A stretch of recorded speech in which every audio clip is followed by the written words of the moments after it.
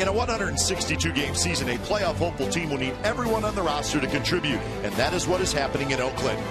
Yesterday, in a game for the ages, two of the most unlikely players led the A's to a memorable victory. Seldom used reliever Jesse Chavez struck out a career-high 7 in a dominating 5+ innings to earn the win. Well, Rule 5 rookie selection Nate Fryman produced an 8th-inning walk-off single against the greatest reliever in Major League history. The AL West leading A's, winners of 11 straight at home, will look to continue their winning ways as Tommy Milone takes the hill against the Seattle Mariners. Game 1 of the 3-game series is coming up next.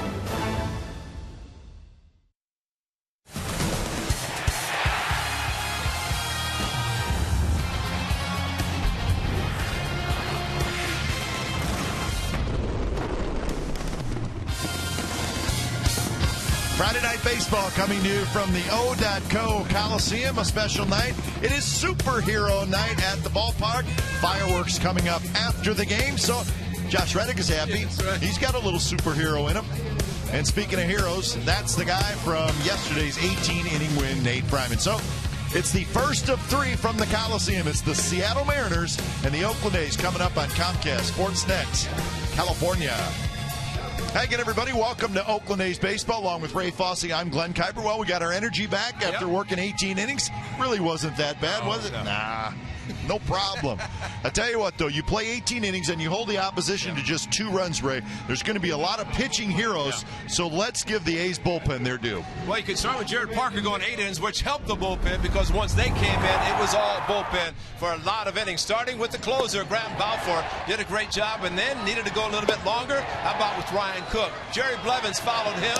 Pat Neshek, what a great breaking ball to finish off the inning. I love the pump of the fist of these guys when they come off the mound, but nobody better than Jesse Chavez, who came in, retired the final 13, but the couple of strikeouts he came in with runners at first and second. What a remarkable job he did. For Mark Teixeira to say this kid was nasty, that says a lot about what he did yesterday. Lots of hitting heroes as well, especially Nate Fryman. He got the game-winning hit against Mariano Rivera, and boy, the young man continues to produce. And I thought the great thing yesterday, of course, it's Rivera, but against a right-handed pitcher. Absolutely. He's been playing a little bit better, but he's gotten some hits against the lefties. His first major league against Joe Saunders, who's pitching tonight. You know, he shows a lot of enthusiasm no matter when he plays or what he does. But he got a couple hits off CC Sabathia, the lefty in New York, but just keeps swinging the bat, playing very excited baseball. But what he did yesterday, I think you'll always remember. He grew up watching Mariano Rivera. He said he did not like the Yankees as a Red Sox fan, but one guy he always liked, matter of fact 2, Derek Jeter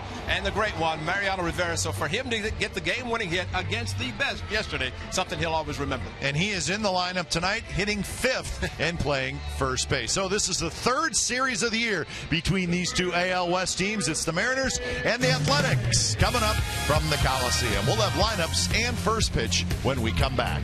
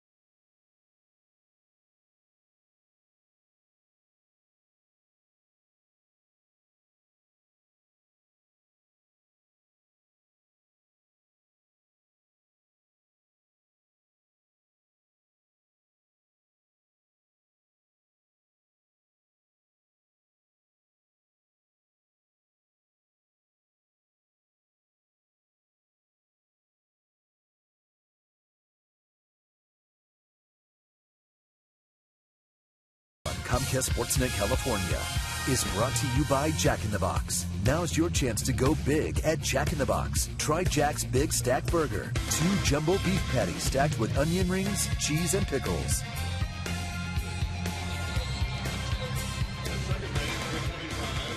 A's take the field. They are set to go by hosting the Seattle Mariners tonight. First of a 3-game series. So A's head back into the AL's Western Division. Game time weather presented by the Santa Cruz Beach Boardwalk. Get to the beach. The admission-free boardwalk is now open daily. Beautiful night, 69 degrees, not a cloud in the sky, hot day, and fireworks coming up after the game. So it should be a very nice crowd tonight. They are still filing in. Some tailgaters hanging out in the parking lot. They'll be in soon, so be a nice crowd. Here's the Mariners starting lineup for tonight. Jason Bay is in right field. Nick Franklin, one of the big prospects for the Mariners. He's at second base. Kyle Seager at third. Kendrys Morales, the DH. Mike Morris at first. Ibanez in left. Mike Zunino, another big prospect, is up. He's the catcher. Michael Saunders in center. And Brendan Ryan is the shortstop. Tommy Milone making his third start against the Mariners this season. The first one, of course, his first of this 2013 campaign. Picked up the win here in Oakland. His first win, but then lost up in Seattle, win in the first inning. Kendrys Morales hit a 3-run home run, but he's won his last 3 decisions. And Tommy Milone, of course, one of the best on the A's staff, one of the left-handed pitchers, the starters that can go deep in the contest. First pitch to Jason Bay is foul back. First pitch, 7:07. So 7:07 first pitch.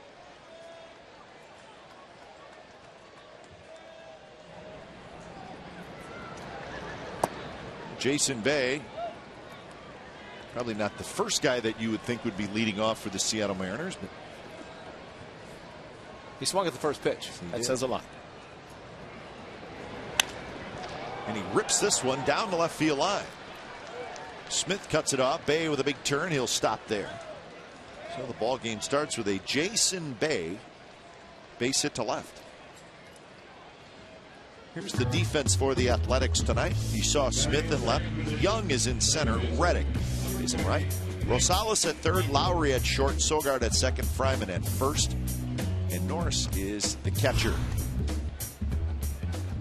Josh Donaldson getting the night off. There's your umpires. Bill Welke will call balls and strikes. And Fieldon Culbreth is your crew chief, and he's at second base. Change up to Jason Bay, the leadoff hitter, for a base hit over the third baseman's head. So here is a young man by the name of Nick Franklin. And we've seen his name on the top of the Mariners prospect list for the last couple of years. He's a switch hitter, middle infielder, playing second base. We'll talk about all the changes the Mariners have made the last 3-4 weeks. They have made some changes. They have. Since the A's last saw them. And one of them is to bring up Nick Franklin, who they're very high on. And of course replaces Dustin Ackley, who I think we're all shocked that he did not continue to play as well as he did in his rookie season. Kyle Seager has continued his strong campaign in the big leagues regardless of when he plays. Franklin takes a slider for a strike. Of course, Ackley sent down. Montero sent down. Brandon Maurer, who pitched a couple times against the A's this year, he's been sent to the minor leagues. Lucas Lidke, a left-handed reliever who A's saw earlier in this year, he's in the minor leagues. Eric Wedge is still here, the manager of the Mariners. Carl Willis is pitching coach. Robbie Thompson, your good friend. Franklin rolls it foul. First major league hit for Nick Franklin. He has not been up a long time. In fact, this is just his 17th game. And back on the 29th of May, first major league hit. Throw the other baseball into the stands. He's not the first one to do that. Felix knows better. He's got a perfecto, and you know he got the game ball in that one. Just a bit outside. Justin Smoke is on the disabled list. Franklin Gutierrez still on the disabled list. I understand Montero went to the minor leagues and hurt his knee. Yeah, he's out for a while.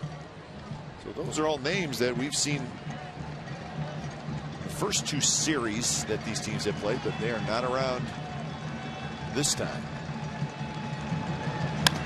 That one bounced over the mound right towards Sogard, who steps on second, throws to first, and that's a double play.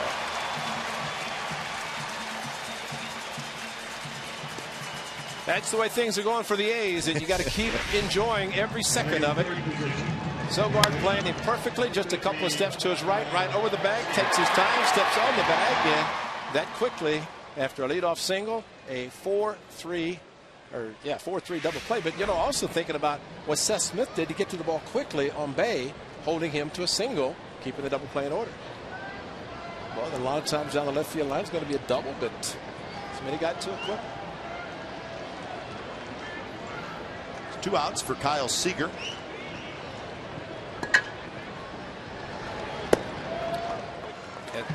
And kite that pitch. Remember in Seattle, Kyle Seager in the game that Tommy pitched 4 pitches in a row to that same location. Ball 1, 2, 3, 4 walked him. Kendrys Morales hit the 3-run home run. So it's nice to see this first one tonight. Ball to strike by Milwaukee. Tommy needs the outside corner of the plate to both righties and lefties.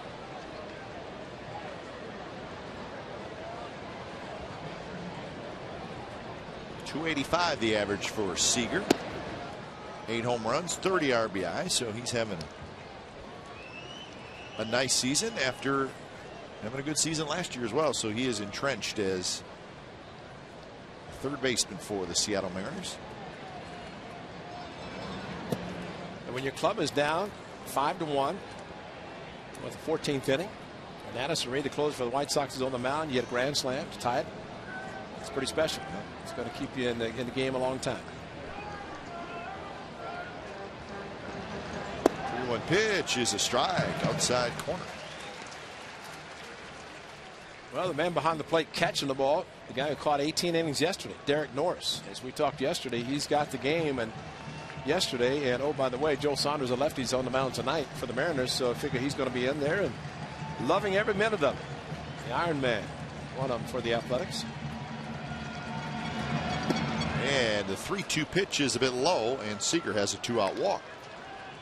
From a changeup, and that on one hand that's good because he threw the changeup to the lefty, but also on 3-2, actually a pretty good hitter, pretty disciplined, that he would not swing thinking that it's going to be a fastball the way. Kendrys Morales. So here's Kendrys Morales. Some of the walk totals for Tommy Milone, and you're right. He just doesn't walk guys. That's the 17th walk. First pitch strike. Morales, the DH, hitting in the cleanup spot. .292, 8 homers, 35 RBIs.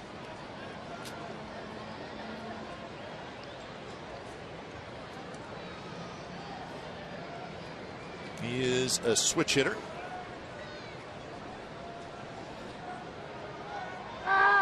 This year, Morales has been a much better hitter from the right side. .349 as a right-handed hitter, .263 as a left-handed hitter.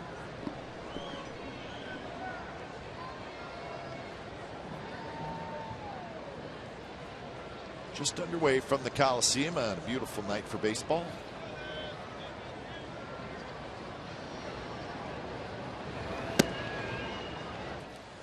I mentioned in Seattle for Tommy Milone, May 12th, when Kendrys Morales, after a walk to Seager at first pitch, and gone. And that was the difference in the game. Lost 6-1, but a 3-spot in the first inning. Got off the wrong foot, especially with some close pitches that weren't called.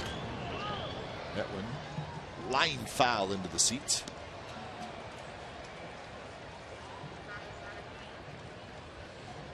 Young man must have known Cespedes is back in the lineup tonight. Decided to wear his jersey for the giveaway. That's good.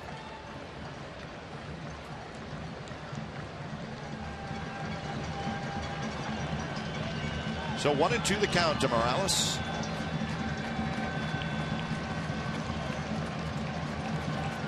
Swing and a miss on a changeup, and that's how the top of the first comes to an end. So a hit, a walk, strikeout for Milone. And here comes Joe Saunders.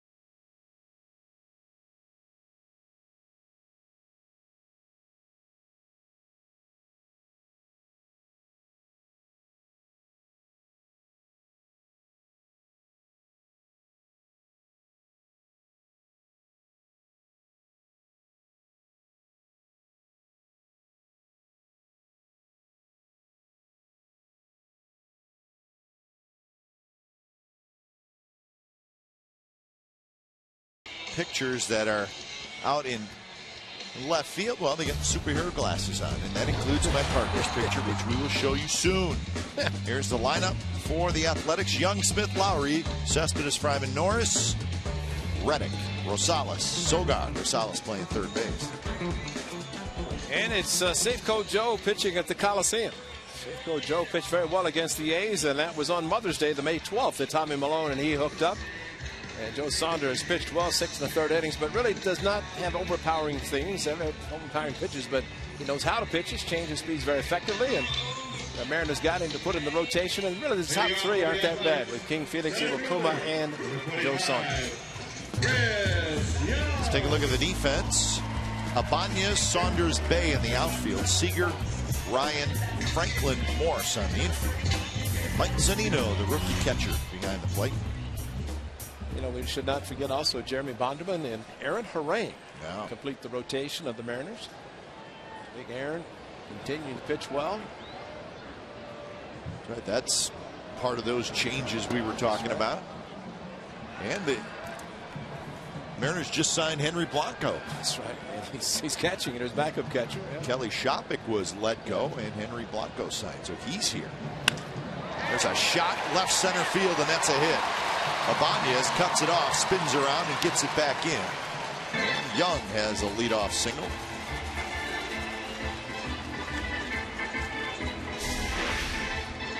Well, first pitch fastball inside, and then a pitch away, and it was up. And Chris Young liked all that he saw. And in the left center, Ibanez, the veteran, got to the ball. But nice swing by Chris Young to start this game in the leadoff spot tonight, center field.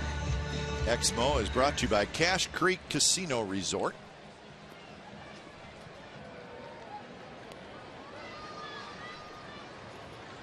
So Saunders immediately into the stretch to face Seth Smith with Lowry in the on-deck circle.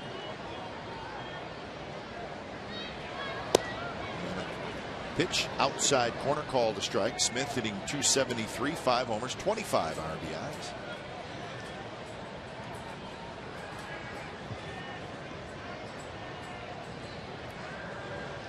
All right, see if they recognize the 500th hit for Seth Smith when he gets it.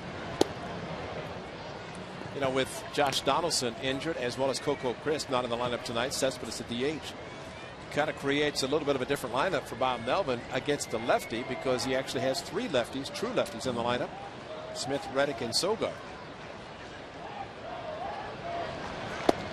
Another slider. That one stays outside. I always believe, though, that sometimes when a lefty is facing a left-handed hitter, it just is different because they're facing mostly righties instead of an occasional left-hander.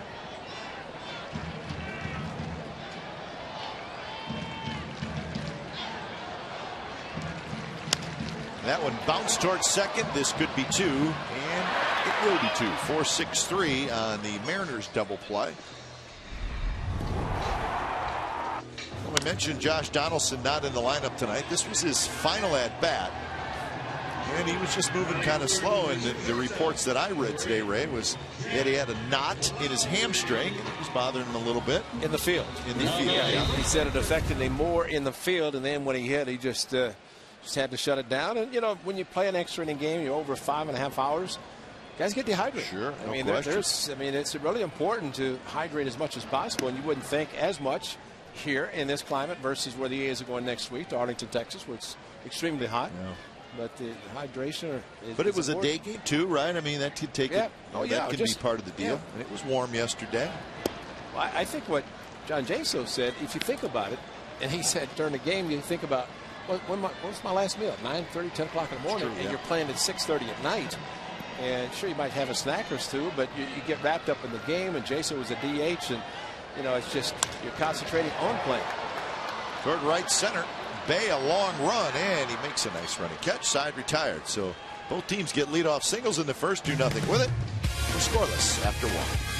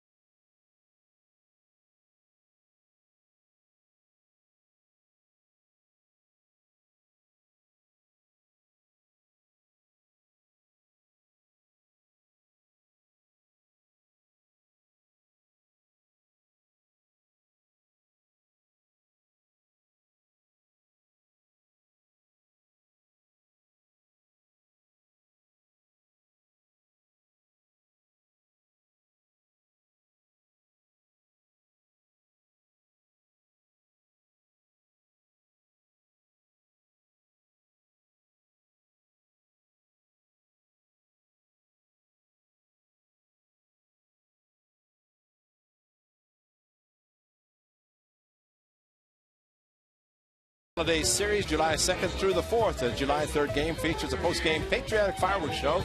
And on the 4th of July afternoon game, 10,000 fans will receive a green checkered picnic blanket courtesy of Comerica Bank. For more information and tickets, go to oaklandathletics.com/tickets. And Cap, I wonder if it's green checkered instead of red, white, blue checkered because the Oakland A's. That's a good question. That's a very fair question, I think.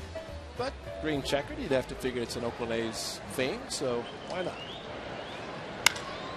That one's ripped toward right center field, and nobody's going to get it. Michael Morse is going to have extra bases. And Morse not moving terribly well, and he ends up with a double. He likes it here. He's got a hamstring issue also, and trying to score from first base on a double, and felt it going around third. But yes, he loves the Coliseum. He had a tremendous series at the beginning of the season and jumps on a first pitch from Tommy Milone. A leadoff double, and Raul Ibanez steps in. Speaking of series, as we mentioned, Morris dragging that leg a little bit, but he can still hit. But this is the third series of the year between these two teams. Remember, they opened with a 4-game set right here at the Coliseum. Open season, and the two teams split. The Mariners won the first 2 games. The A's won the last 2. And then Seattle at Safeco Field took 2 out of 3 from the A's. So the Mariners have actually won 4 of the 7 games played so far this year. Remember the series in Seattle following New York and Cleveland. Cleveland the sweep. And that wasn't any fun. Yeah, it was not when the A's were playing their best baseball, sir. And neither was this hitter, Raul Ibanez. When we got into Seattle, there's a big article about his struggles a little bit, but how he was. And Ibanez beat it. Fryman went a long ways to his right, and then he kind of floated the throw, and Milone made the play, but it seemed like that ball was never going to come down into Malone's glove. Well, and look where Sogard is playing, and Fryman, the ball is right to where Sogard was playing, and you're right, it's a bang-bang play. A little bit tougher for the pitcher to get over, especially with the throw from a first baseman. Tommy had to reach up. It was a lot closer than maybe Adrian Johnson thought. Good hustle by Ibanez. Very close. It was almost a tie with Ibanez hitting the top of the bag. But boy, you have to know and just know where the second baseman Fryman was talking to Sogard about where his positioning, and Eric was right there to be able to handle. All Ibanez was trying to do was to advance the runner, and he did it. So first and third, nobody out. Exmo will tell us. You know, they say the tie can go to whoever the umpire wants it to go to. That may have been a tie. That's exactly right. This is the young catcher Mike Zunino playing in just his 2nd major league game. So a lot of hype around this young man. He was the 3rd overall pick in last year's draft. How about that? He played in 44 minor league games last year. Those are his AAA numbers from this year. So very little time in the minor leagues.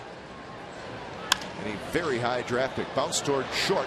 A's get 1, and the throw to first dugout by Fryman. It's a double play. Coming in to score is Michael Morse. So the Mariners get a run. The A's get 2 outs. And it's 1-0 Seattle.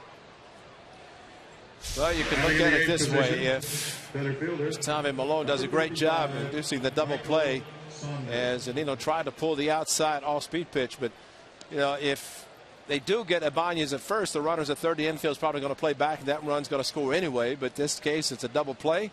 Nice scoop at first by the tall one, and the A's at least get the double play, but do give up the run. So here's Michael Saunders. The bases are empty. Strike to Saunders.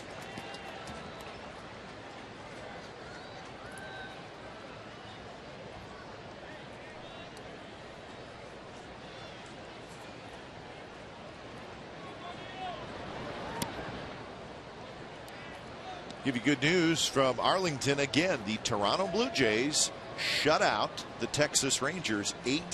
That game just went final. How about that?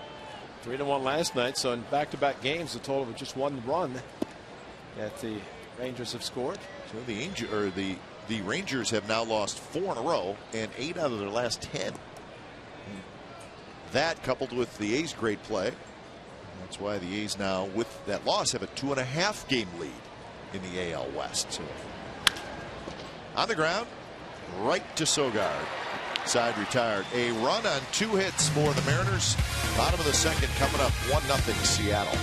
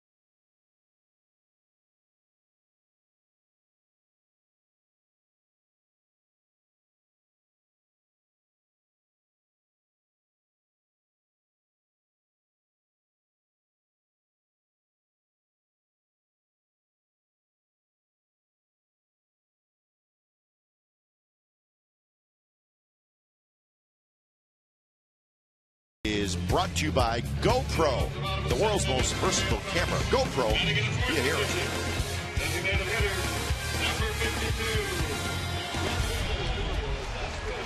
1-0, the Mariners lead. It's the bottom of the second inning.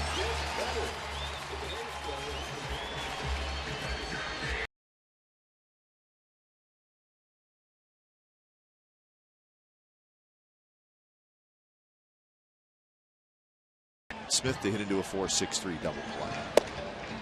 First pitch strike to Yoenis.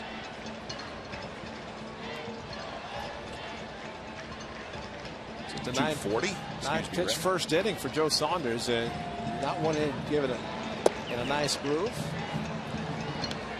He pitches well in Seattle. One thing Carl Willis' pitching coach said, he's looked at numbers for the shutdown innings, but Carl said in spring training he seemed to pitch better on the road. Not at their home park, but definitely what he did in Seattle against the A's was phenomenal. And his numbers pitching in Seattle were great. That's why the Mariners signed him. Well, it's been that way this year as well. He's 4-2 at home. Very good ERA, 2.5. His ERA on the road is a little bit of a different story this year. It's hard to imagine that much difference between a home ERA and a road ERA. Road ERA of 9. How do you figure that? I mean, you can't. I don't think you can either. No, it's hard to imagine. 2 pitches inside, 3-2. But he has had success against the Athletics in his career with a 14-6 record. This is his 24th career start, and of course a lot of years with the Angels, so he faced the A's quite a bit. I was shocked when he was traded from the Angels to the Diamondbacks. Yeah. He was so good with the Angels. Hit hard right to the first baseman Morse, who trots to the bag. Cespedes is retired. That gets us to our true story, brought to you by McDonald's. Nate Fryman with the bases loaded in the 18th inning faces Mariano Rivera. It's a broken bat single. First walk-off hit his major league career. Well, that's how it ended. Well, you see what happens to the jersey.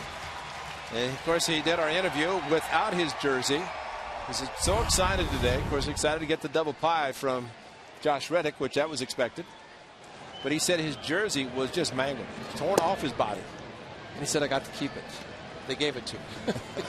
He got the bat, and it was not in his locker when he got upstairs, but it was taken by the authenticator and authenticated with MLB. And so he has the bat, but it's authenticated. He got the ball. So it was a good day for Nate Fryman. And I thought it was class when he said, Jeter and Rivera. I didn't like the Yankees growing up, but they're two guys that I always liked and always respected. One of them is not Adrian Johnson, first base umpire. Did he go? Enough. Yesterday? No. Today? Yes. 1-2 pitch setting up inside, and they just missed inside. I think we're seeing a nice little pattern from Joe Saunders and his catcher Zunino as far as working inside of the righties. 3 of the 9 hitters he will face tonight are lefties, with the other 6 right-handers. And I'd like to think that a lefty would pitch the righties outside, but he wants to throw the fastball hard inside and sometimes off the plate. Payoff pitch to Fryman, and he rips one to left field. Ibanez hustling back. It's over his head, up against the wall. Fryman digging for second, and he'll make it with a slide.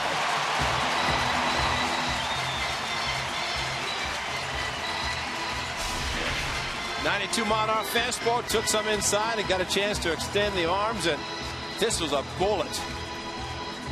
Great swing from the 6'8", and Ibanez no chance, even with the ball coming back hard to him. Fryman thinking double all the way, able to make it in safely, as Ibanez played it perfectly off the wall, but Nate Fryman, no hesitation, getting into second.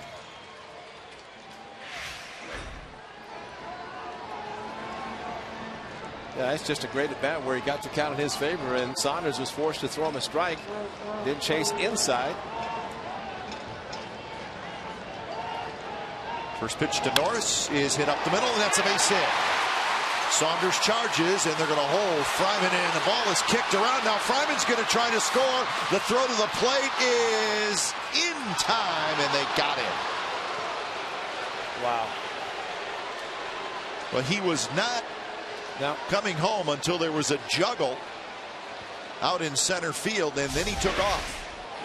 Well, that's what Mike Geigel saw, and unfortunately, Gags may not have seen him hesitate. Saunders should not even have played it that way, but he did. And then, of course, the relay a little bit off. Zunino, a great one-handed play, and reaching back. Zunino made a great play as the catcher with a short hop to his right. You see, he'd shut it down, and then for the big 6'8" to start from a dead stop, and then tried to go around, but did not make it. That's a good play by Zunino, going back and just figuring he's going to be sliding, and just stayed with him. Fryman almost got around him. So 2 outs for Reddick.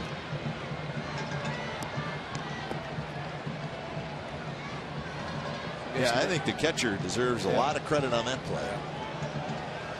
Again, that's the hop, and it's hard to catch. Well, he had to reach to his right to take the short hop, and then back to home plate and see where his left foot is, and then it just goes back, figuring he's going to be sliding. And of course, there you could say, well, if he just jumped over him, it'd have gotten him, but he got him on the left shoulder before the hand got to the plate.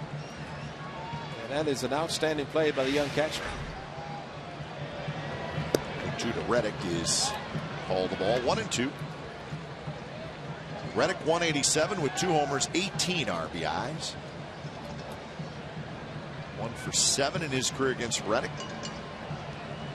Or against Saunders, excuse me. Tries to hold up, and he went around. Reddick flips his bat at home plate. So a promising inning for the A's, but they do not score. We're headed to the 3rd. 1-0 Seattle.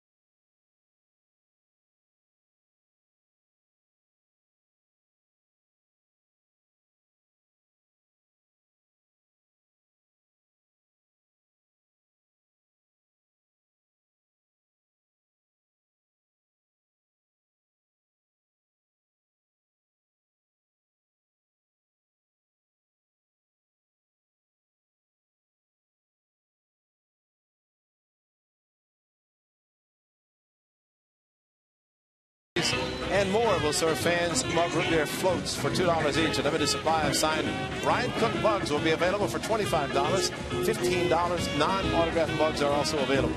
Proceeds benefit the Juvenile Diabetes Research Foundation. Admission is free with a game ticket.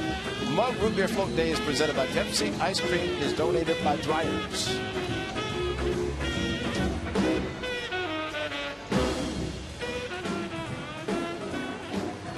Mariners come to bat here in the top of the third, leading 1-0. Nice to know Shooty Babbitt's live and well, but did you know he'll be at the root beer float day? Yeah. Shooty's one of the better and most well-known ice cream scoopers. Most buffed. Yeah. Strong. Yeah. Doesn't matter if the ice cream's soft or hard. Shooty can dig in and get it. Yeah. Doesn't. He's a very strong man, Shooty Babbitt, mentally and physically. Good to have Shooty back. We haven't seen him in a while. He's in the studio for A's pregame live, A's postgame live.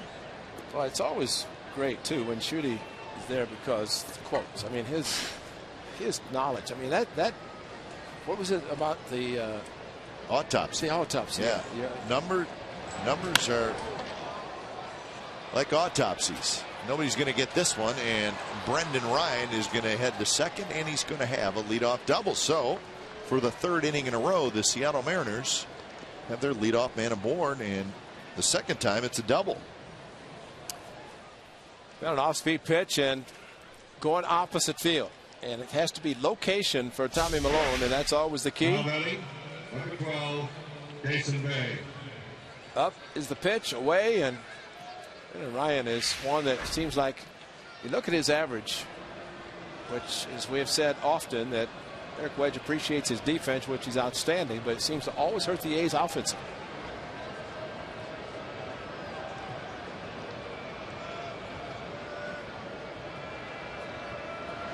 There's the leadoff man, Jason Bay. So what Shooty said was, and he was talking about baseball statistics and that type of thing. He said that he was once told that numbers are like autopsies. They tell you what has already happened, but they don't tell you what's going to happen.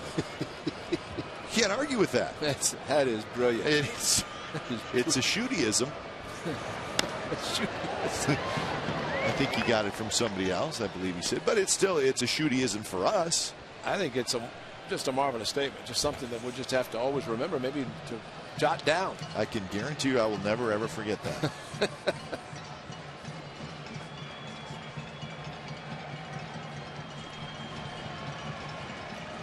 0-2 to Jason Bay. Pitches inside.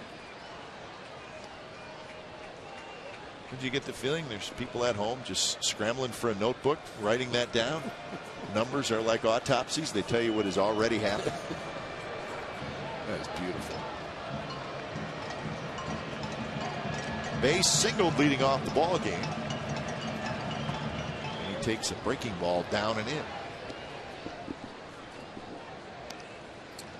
Bay is kind of the type of hitter that will use the whole field, but more than anything, he likes to pull the ball as he did in the first inning. But Banyans, the lefty, did a great job moving Morse over to third base, got himself on. Bay will be thinking about doing the same. That's why Malone's pitching him inside. And Bay bounces one. It's fair. Rosales straightens up, throws in time, and trying for third, and he's going to make it. Is Ryan. Nothing could be done. Adam Rosales waited, looked him back, but Ryan just kept edging off a little bit. Because when you make a throw, and Ryan, being a very good shortstop that he is, knows that it's a long throw from short or from third. And by the time Rosales looked him back, which he did a very good job, making sure, and then the strong throw, but to throw across the diamond and back across, it's very difficult to double up and get right. See how far he stayed off, just waiting, and then took off. That is a difficult out to get back across the diamond. So one out and a runner at third. So the A's bring the infield in, and it's Nick Franklin who steps in. Franklin hit into a double play in the first inning.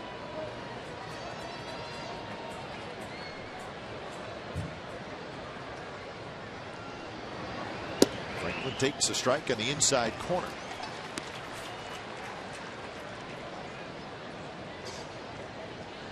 .174 with runners in scoring position, the average against Tommy Milone.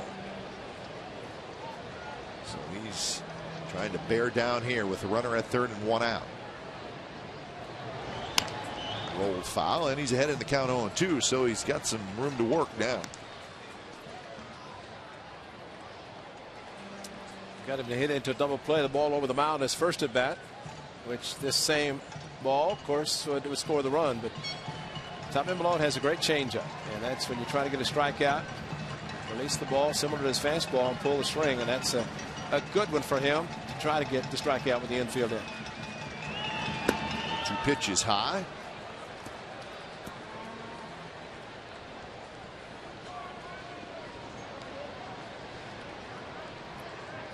Young and Reddick, center fielder and right fielder, pulled in a little bit as well and over toward right center. Franklin lays off, and the count is even at 2-2.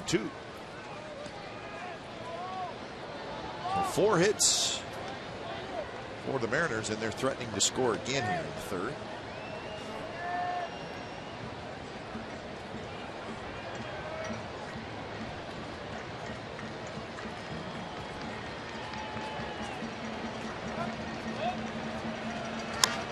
And this one's popped up.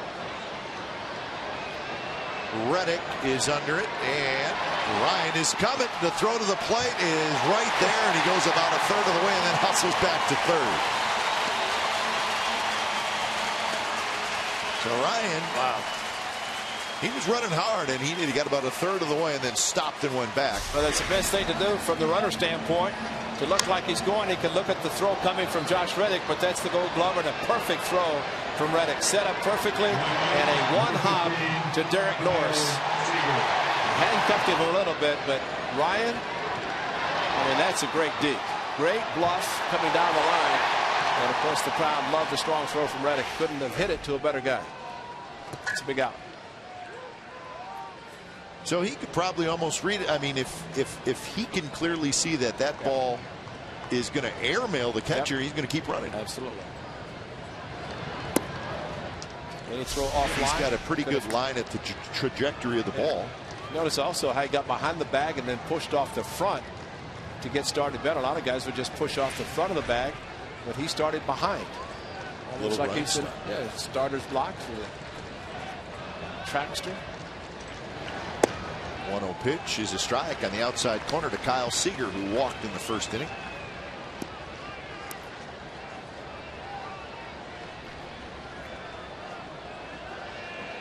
Seemed like yesterday the Yankees had runners in scoring position the entire extra innings, and they could never get a run home. They just kept making the big pitches. And now it's 1-2. I think the best part of watching the relievers yesterday get the big outs is seeing them pump their fist after getting the out, coming off the mound. I mean, that was exciting. Get the big outs for the third out, and all of them. I think Jesse Chavez has the night off. But the great thing about him, he's still here. Sometimes you see a relief pitcher pitch that many innings and still stay with the club, especially if he has options. And he was excited. Kind of indicated that he was going to stay. Okajima is the one who, the odd man out, but Chavez did a great job. 7 strikeouts, 71 pitches in 5 2/3, retired the final 13 batters he faced. So 2-2 to Seager. Fastball is a bit high, 3-2.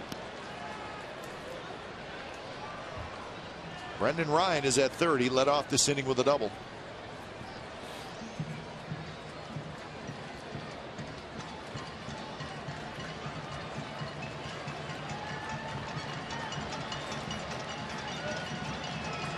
Payoff pitch.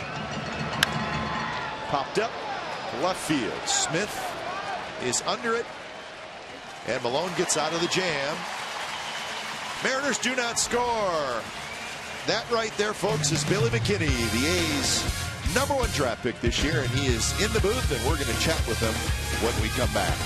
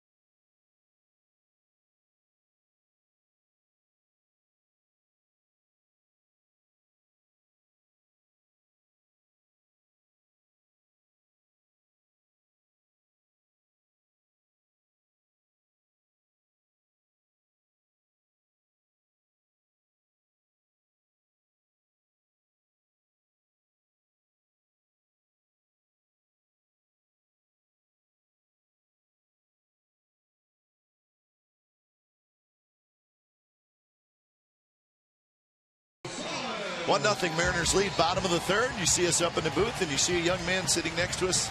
His name is Billy McKinney, and he is the A's #1 draft pick this year.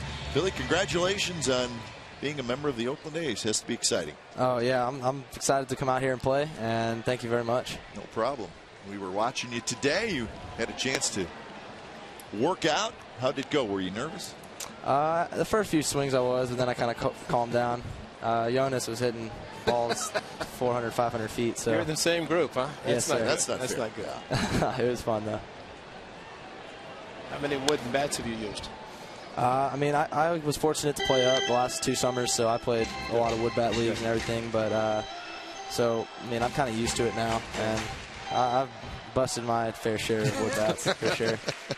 It's all right. There was 2 broken bats yesterday that won the game for the A's, so there's nothing wrong with Against the greatest closer ever, Mariano Rivera. Oh, wow. Yeah. No, that's great. Rosales, Sogard, and Young for the A's here against Joe Saunders in the bottom of the third. We're visiting with Billy McKinney, the young center fielder, #1 draft pick for the A's this year from Plano West High School in Plano, Texas. That one hit hard. Backing up is Franklin, and he makes a nice play for out #1.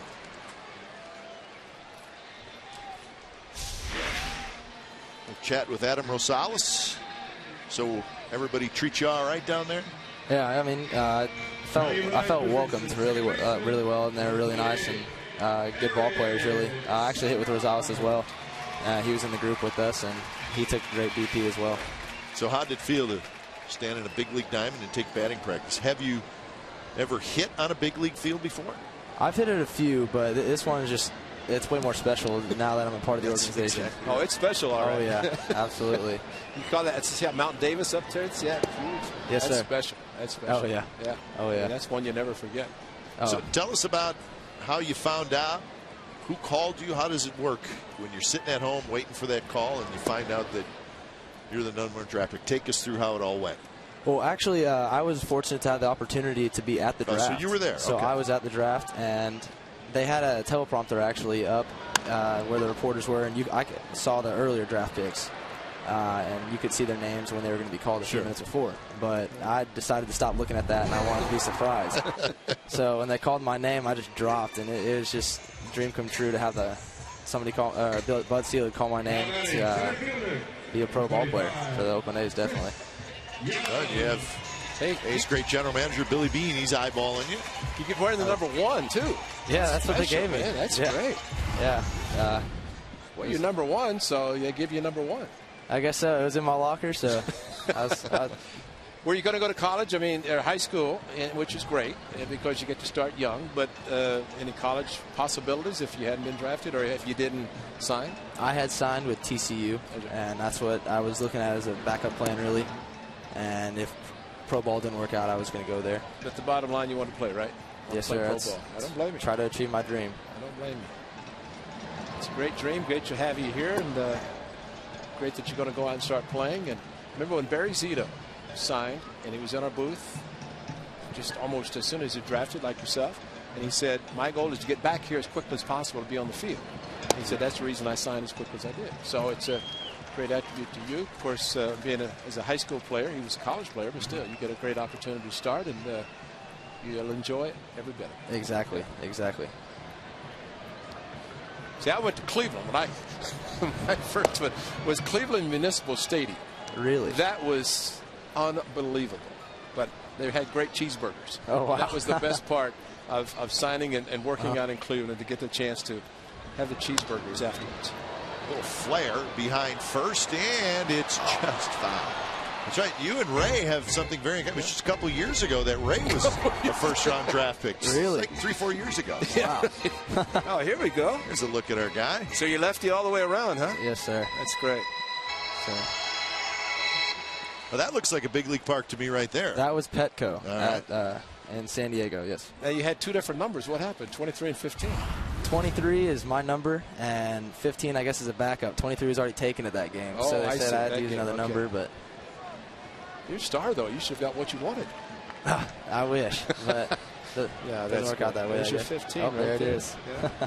Well, you've got #1, so that's even better. Yeah, there's nothing wrong with that. And there's a base hit and maybe more. Banez is going to let it bounce off the wall, and Chris Young is 2 for 2, a single and a double. Swinging it well. Now Nate Fryman and Chris Young getting the count. The 3-2 fastballs from Joe Saunders, and that's the difference in the at-bats. Work the count, get a high fastball. So a 2-out double. See if Smith can get him home and tie up this game. So Billy, you're heading out tomorrow, right? Going to Arizona? Yes, heading out tomorrow morning at 6 a.m. So it's time to go to work. Exactly. Arizona? Exactly. That's when you'll be working out 6 in the morning because it's 110. Yes. Good, you'll enjoy that. Oh, yeah. Now, how much baseball, how much have you been away from home, I guess, because you're just out of high school, right? And you're signing. Yes. And now you're going to be traveling about. Have you had an opportunity to travel and do a lot of traveling baseball? To be out and about? I've traveled a little bit. Definitely not as much as I will be this summer. Yeah. But last August, I was out of town pretty much all of August, and that's probably the most time I've been away from home. That's great. But I'm definitely excited to go out there and play. Yeah. No, that's great. And I think in seeing the club draft a high school player, because a lot of times they'll wait and get college to get 3 or 4 years, but they grab you early, and that's perfect to get a chance to get to the professionals. And what about spring training? Have they already told you come into camp? Oh, I'm not sure. They have not told me. I'm still trying to learn things every day. Well, you got to give a spring training invite, to get down with everybody, But I don't want to. If Billy's watching this, he's going to get upset that I even said that. No. I'm just going to trust whatever they do. So well, that's just going to go out there and play. You'll enjoy it. I'm excited. Smith rolls it over foul, and the count is 1-2 as we're chatting with Billy McKinney, the first-round draft pick for the A's here in 2013. Now, how many times have you been asked? Rich McKinney was a major league player, played for the A's, third baseman, same name. And I know that I heard someone commenting on the radio about the similarities in the name. Obviously, no connections, I wouldn't think. This is the first time I've heard that. I had no idea. Really? Yeah, wow. Rich McKinney played for the A's, the Yankees, and called him Buckeye because he was from Ohio. He's probably driving a semi right now up and down the state of Ohio. Yeah, my guess is if you don't know who he is, you're probably not related to him. That's a good idea. Yeah. And you're probably better off. Not even, that's probably the best. No. But it's just, it's not a common name that you hear about. And Rich did play back in the 70s with the A's and then on to New York, the Yankees. But yeah, it's a little bit before my time, I guess. Yes, considerably. That's right. And that's why you're heading out as a high school graduate soon. But just getting that call, you talked about it and saw the picture of you and the commissioner, Bud Selig. But times have changed because when guys were drafted, it's to let you know, and then you sign and you go. But the experience of being there at the draft, what was that? Oh, it was just surreal. I mean, it was tough to really collect how I actually got picked and everything happened, and that was where everything went down. Really, it's just a dream come true. But was there any indication beforehand? Because it's kind of interesting that all the guys go to the draft. Yeah, there's a certain number. Yeah, that are figured, but they pick 15 or 20 maybe. They had 9 this year. Oh, 9. Okay. So it's a lot of pressure. You go there as 1 of 9. You say, what if they don't draft me? That's exactly what you think while you're there. Exactly, until they call your name. That's exactly. So you stop looking at the teleprompter, huh? Yeah, I didn't want to have it just the surprise ruined if I was going to get picked. So. Yeah, that would be. Well, they had to be pretty confident. You're going to be 1 of 9. It's a pretty good chance you're going to be drafted. So that's good. Yeah. Once I got the call, that was just something I strove to. That was a goal of mine to get invited, and I did, and was happy that I was. And heard the A's were a little bit interested, and they called my name. That's great. 3-2 pitch swing and a miss, and Smith strikes out. A's do not score. Billy McKinney, good luck. We hope to see you here we'll give you 2 years, all right? You better get moving. Thank you very much. I'll try my best. Thank you. So the #1 draft pick this year of the Oakland A's, Billy McKinney, and we wish him the best of luck.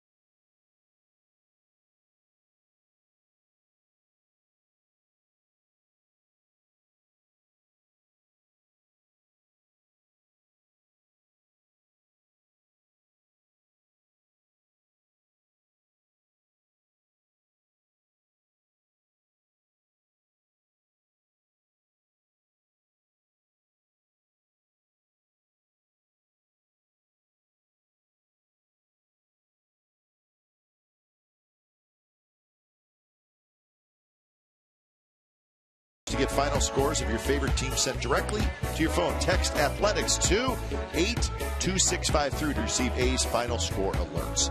CSNCalifornia.com is your interactive mobile leader for authentic Bay Area sports.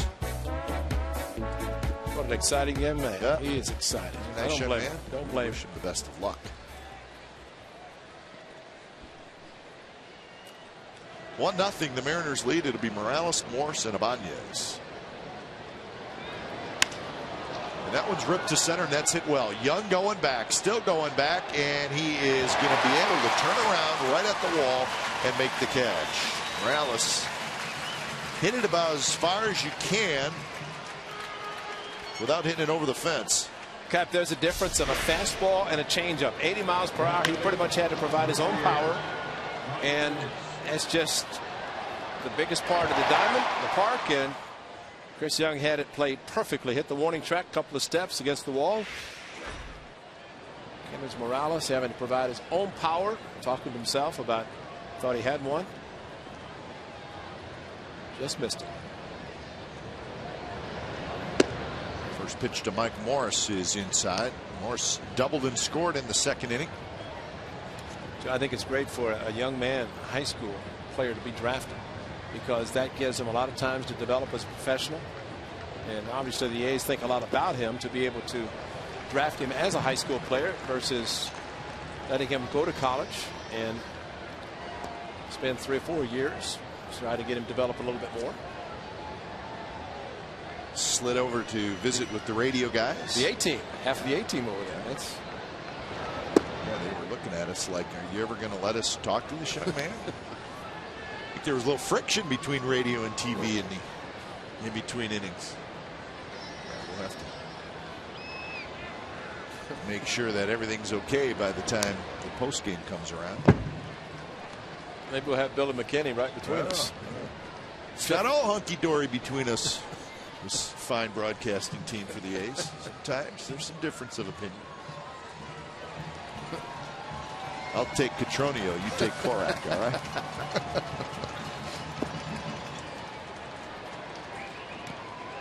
Three and two to Morse with the Ibanez in the on-deck circle.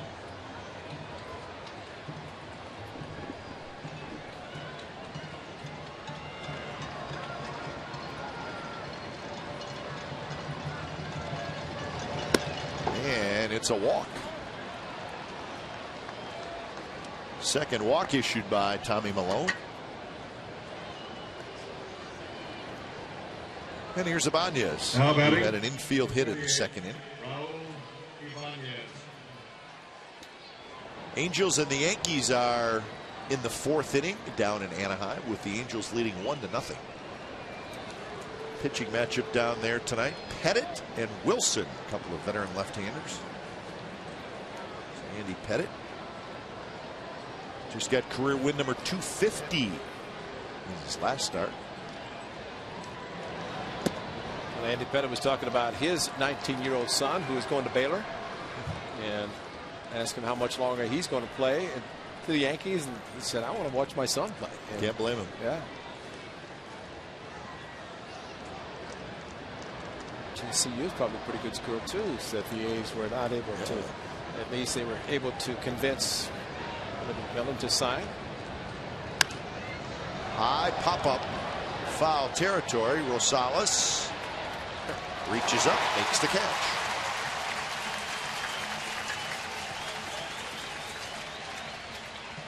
So that is out number 2. There's the Adam Rosales superhero mask. Check the mask flying in the wind, in the breeze. It's pretty good. Yep, if you're up on that wall, you got to have a superhero mask. That includes you, Mr. Fawcett. I tell you, whoever the artist is pretty good. He is good, yeah. Would you mess with that superhero?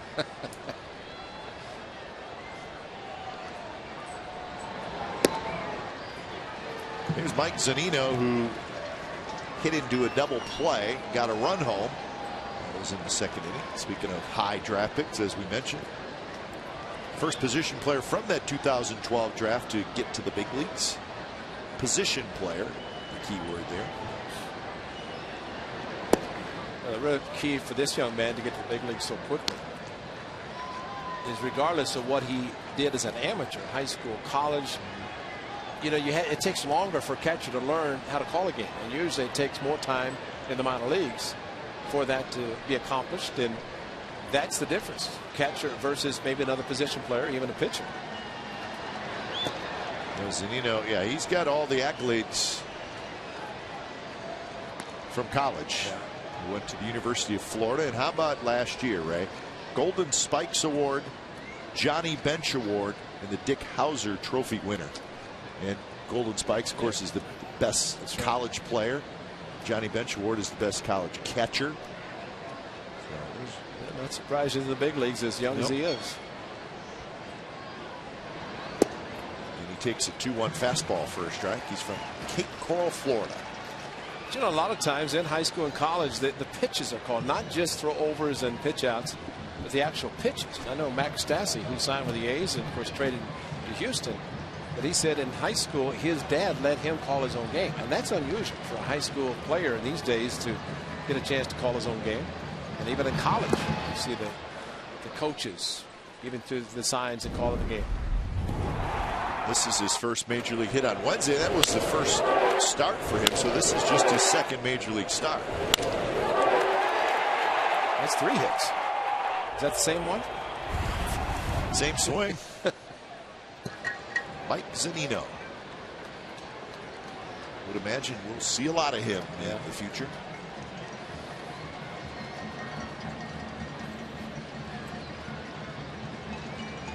Three-two pitch, lying down the left field line, but it's going to hook into the seats. You know, to be honest, Cap, I thought we'd be seeing a lot of Jesus Montero. Yeah, that's a good call. And Ackley. And Ackley, yeah. But that's how quickly it changes. And you know, I think just as much of the Mariners, and it's not surprising considering the additions they made to the club. Morse in particular, big, strong right-handed hitter. Getting Saunders and Ian Kuma, and the pitching's pitching great. Expectations in the Northwest to not just try to develop, they want to win.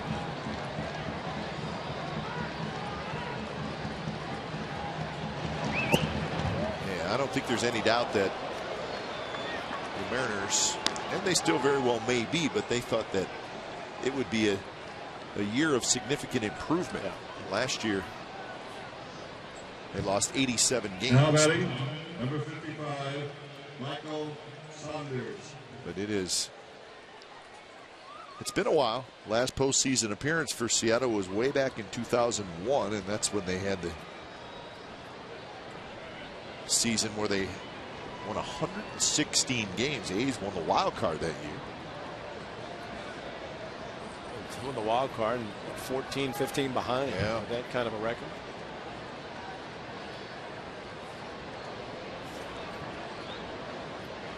First pitch to Saunders is hit foul. This year the Mariners 29 and 38 in third place, 11.5 games behind the Athletics. 11 and 21 on the road.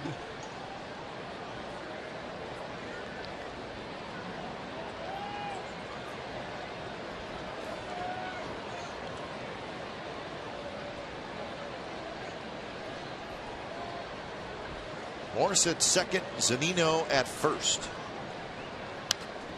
Foul back again, and it's 0-2. As we said, the Rangers lost their game tonight 8-0 to Toronto.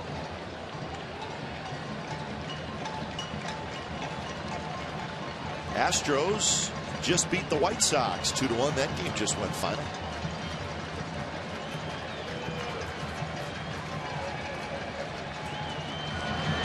Pitch, strike three called right there at the knees. Saunders knew it. So the Mariners strand a pair, and we're going to the bottom of the fourth inning. Lowry, Cespedes, and Fryman to hit for the A's.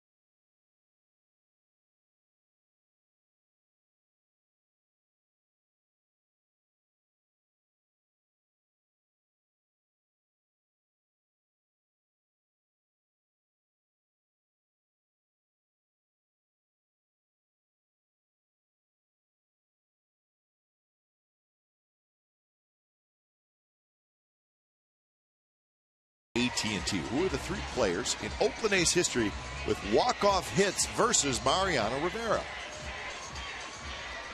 Tweet us your answer at CSN Athletics. The bullpen guys are our superheroes. Well, they were superheroes yesterday, no question about it.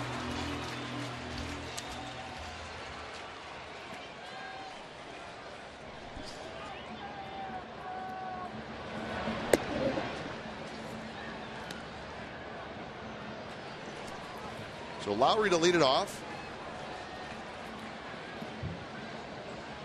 Followed by Cespedes and Fryman. Lowry hit a fly ball to right field to end the first.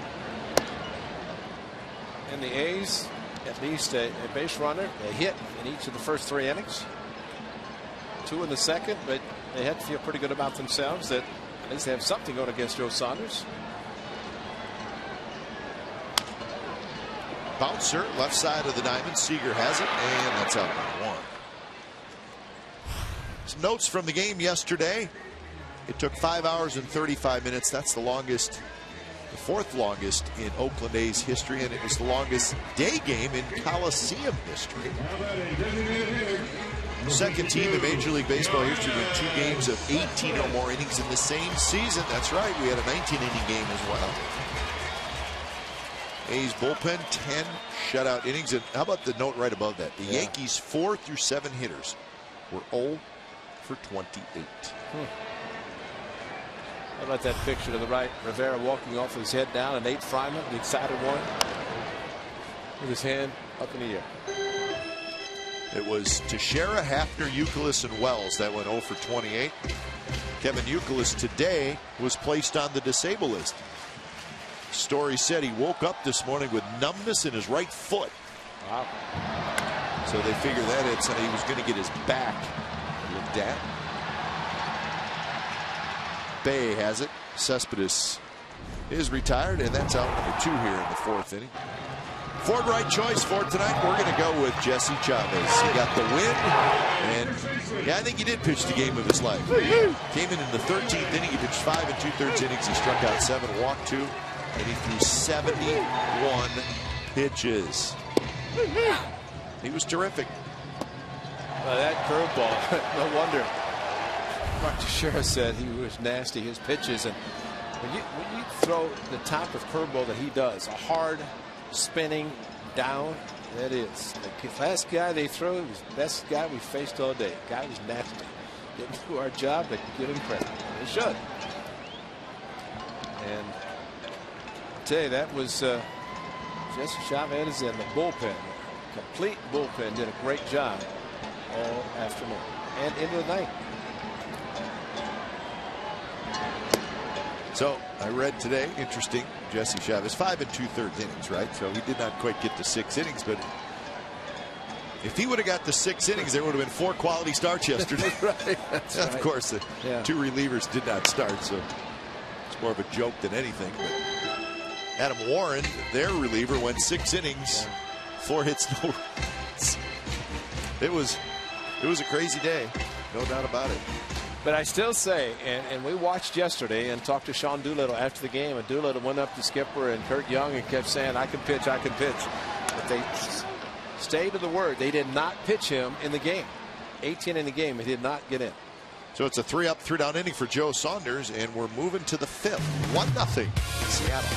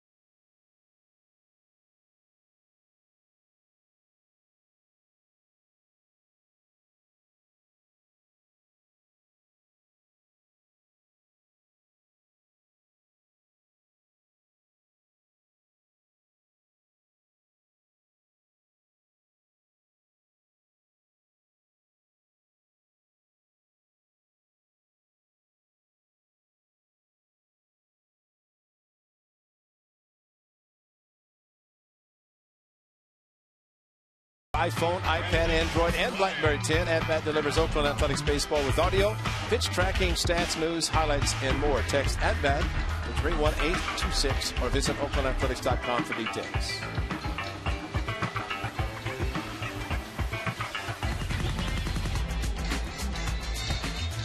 Here come the Mariners in the top of the 5th inning. Ryan, Bay, and Franklin, 9-1 and 2.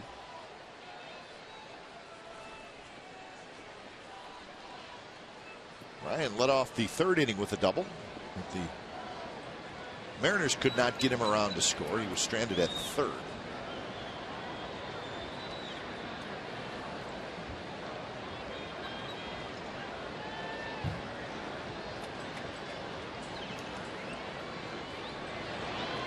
Last time we saw the Mariners, Ray, Brendan Ryan, who was a terrific defensive shortstop, but boy, he was really struggling offensively. His average was 130. So he has started to hit the ball better. He's got it up over 200.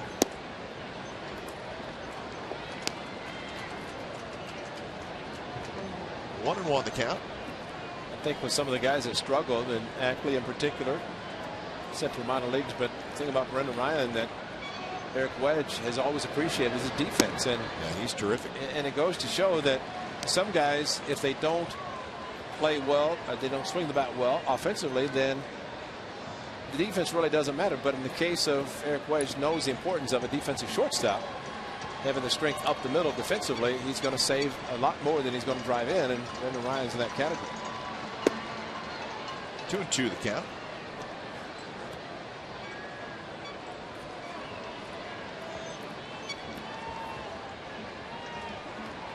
Now, he did not win the Gold Glove last year, but a lot of people felt like he should have. Lightens that one foul. How many times you hear of a great defender, but because his offense isn't that great, that he's not voted? Because remember, it's the managers, the coaches that vote, and it's usually the guy they think about. Well, what has he done? Man, he hurt us, but did he hurt us with the glove? Yeah. Tommy Adza brings up Mark Ellis. You know, probably should have won a Gold Glove or several. Never did, never has.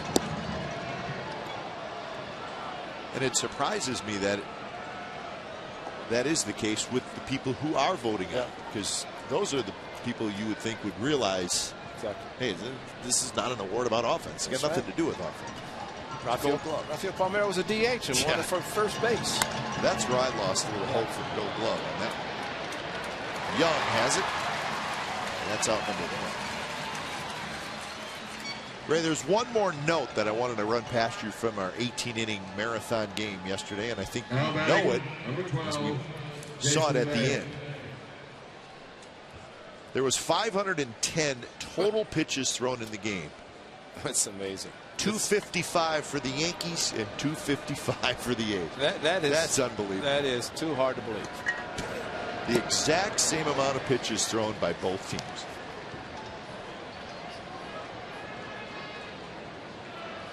Parker started and he was great. He threw 108 of those pitches.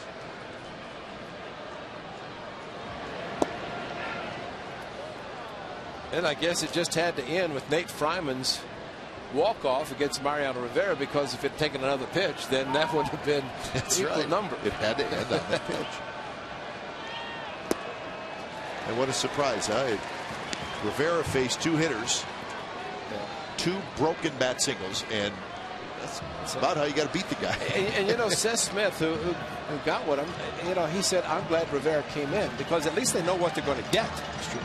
But usually they don't hit it. And yes, he broke 2 bats, but I think one broken bat will always be remembered by that guy. He said, I've got it, it's authenticated, and it's not going anywhere except with me wherever I go. So we got a hit off of Mariano Rivera. Last one. He'll never give up an open, at least regular season.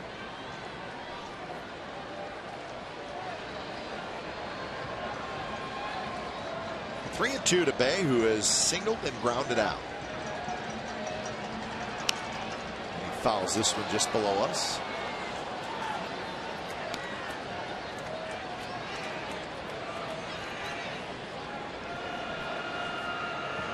Yankees and the Angels are tied 2-2 in the 4th inning.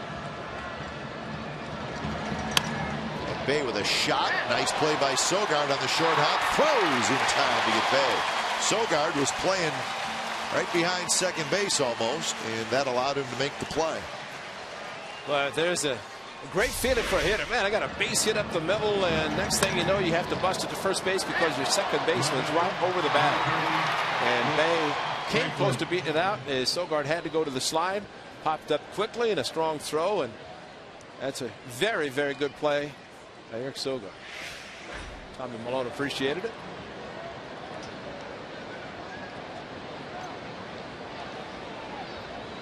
So here's Nick Franklin.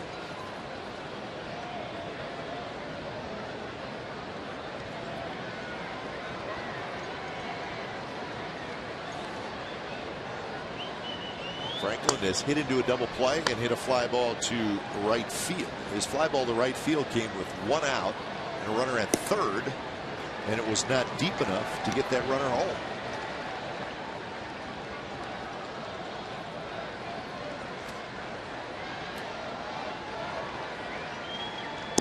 Outside, 1-1 count with Seager in the on deck circle.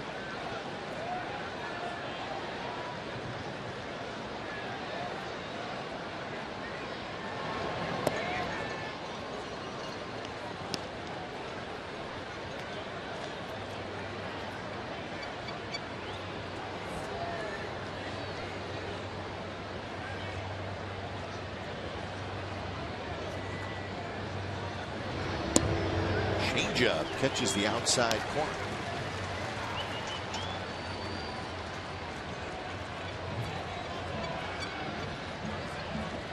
So 2-2 the count to Franklin. And now full count. So 85 pitches for Malone with 2 outs in the 5th inning. So he's thrown a fair amount of pitches. 3 walks, 2 strikeouts. That's lined into the glove of Fryman. Side retired. 3 up, 3 down inning. Bottom of the 5th coming up. It'll be Norris, Reddick, Rosales, 1-0 Seattle.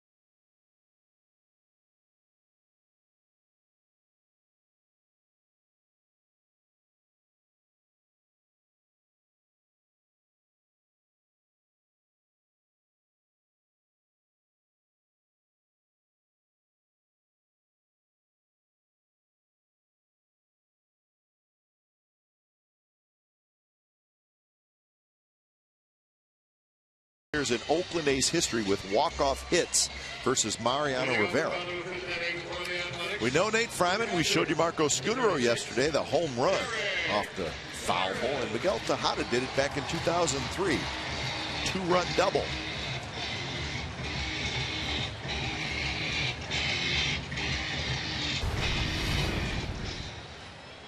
So again, if it happens again, it would be good in a couple different ways. It means the A's make the postseason. It means they could win the game. That's right.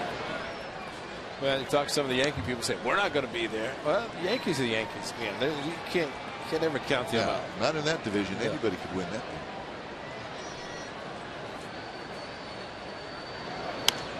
Norris fouls it back. 1-1 the count.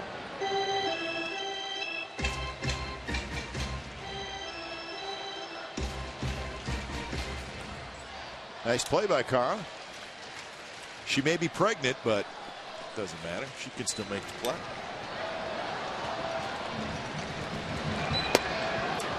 Two and one the count.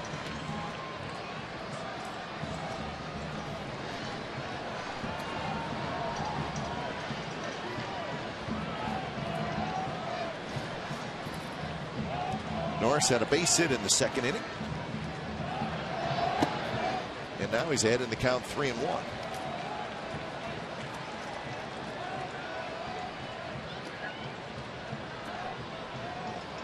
Reddick to follow, and then Rosales. Saunders has given up 4 hits in the game, but no runs yet. And a leadoff walk for the A's.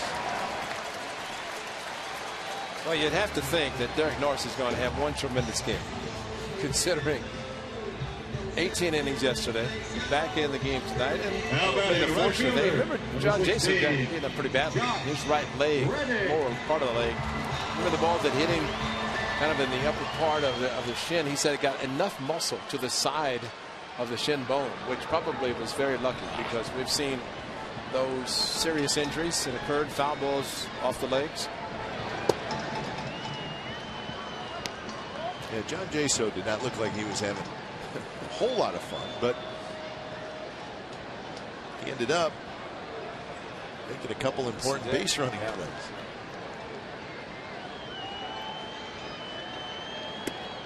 Slider down and away. 1-1 to Reddick, who struck out in the second inning. One of 2 strikeouts for Saunders. That's a good point, because you think when you get hit in the legs, think of guys who are good base stealers that get hit and they walk to first base and then steal on the first one. And Jaso was the type that got hit a lot of times below the belt, below the knees, and every time he had a chance to take the extra base, he did it very aggressively. And then you worry about the pain and the eyes after you get to where you're going.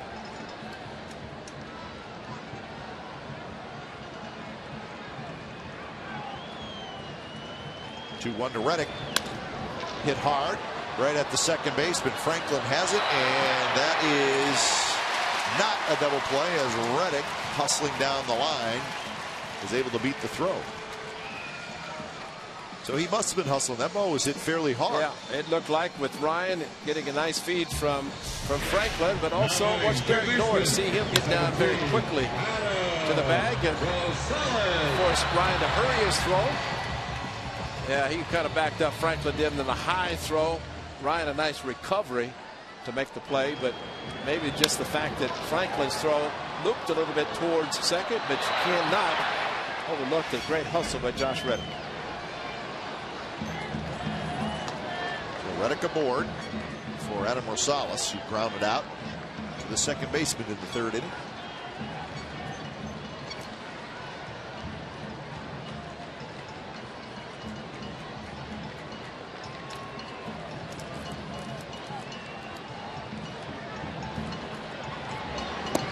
Way inside, and it almost hit him. How did it miss? Good.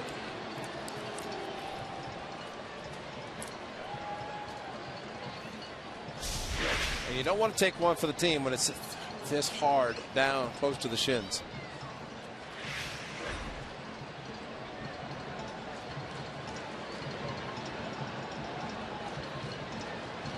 Reddick with a pretty good lead at first, and it's a swing and a miss by Rosales.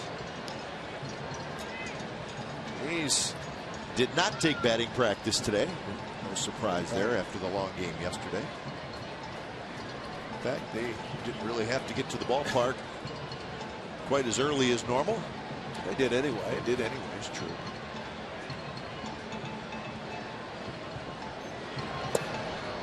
Changeup, and a good one, 1-2.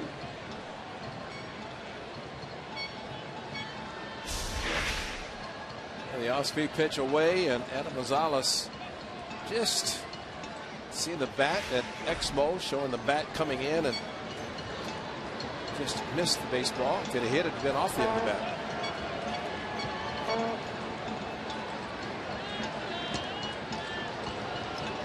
Well, Saunders and Malone similar in their styles. Malone probably throws a few more change-ups than Saunders does.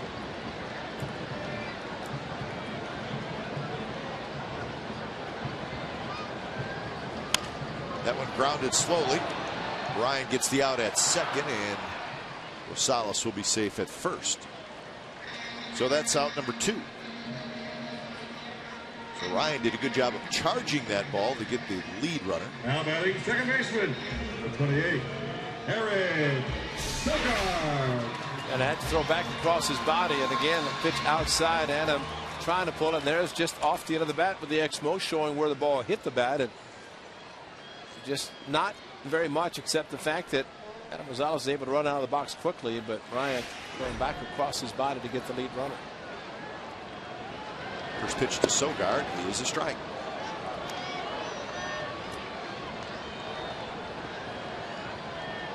Sogard grounded out to Morse in the 3rd inning.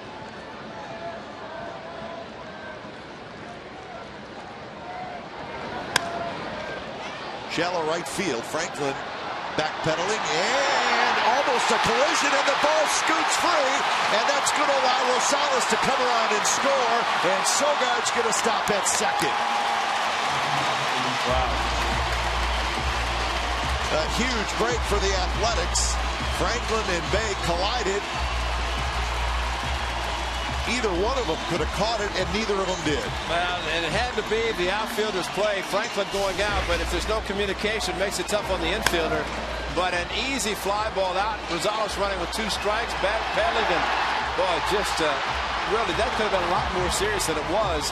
Because as Franklin went out, it kind of got him to the side, but Franklin looked like he had the ball in his glove, and Bay hit him. Does Franklin get it here? And then as Bay comes in, just throws the ball back towards the foul line.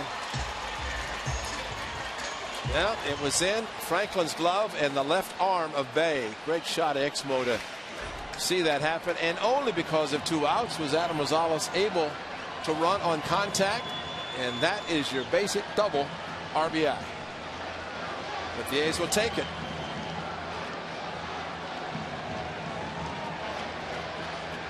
So Sogard gets his 7th RBI.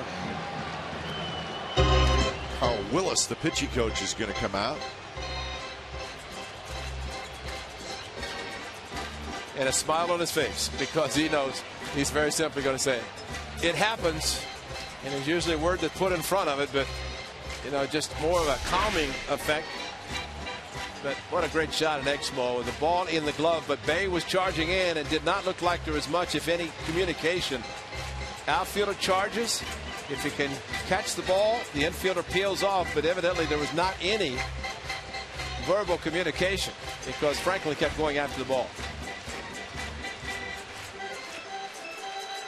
So here's Chris Young, and the go-ahead run is at second base. So a huge break for the A's. Sogard started to go to third wide as they stopped. He's already in scoring position, and they didn't recover quickly enough. It might have been a close play at third, might have even gotten him in the 3rd out. Changeup is outside, and Young, who has had the best swings tonight, he's got a single in the 1st, a double in the 3rd.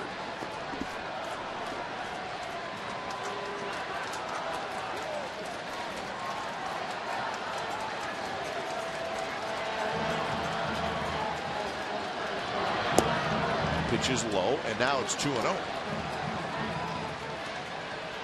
have a feeling Joe Saunders is going to pitch carefully to Young with first base open, and Smith in the on-deck circle, a left-handed hitter.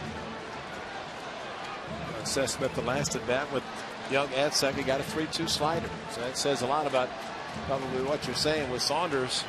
Not necessarily want to intentionally walk this right-handed hitter. He might now put him on base. Going to make 3 pitches like that. The 4th better be the same. If not, just stand up and put him on. Yeah, see, Saunders himself is the one pointed at first base, and finally Zunino stepped out.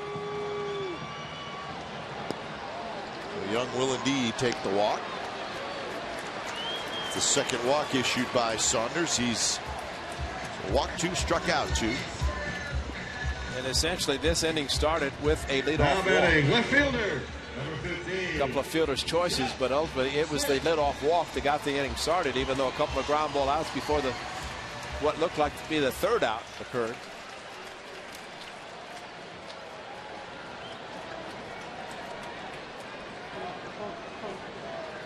So here's Smith. He's hit into a double play and struck out.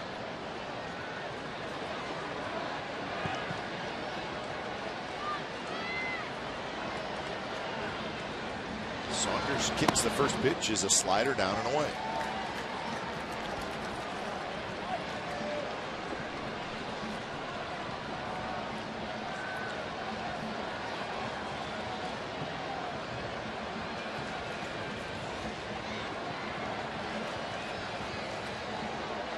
Pitch number 77 coming up from Saunders. And that slider in for a strike.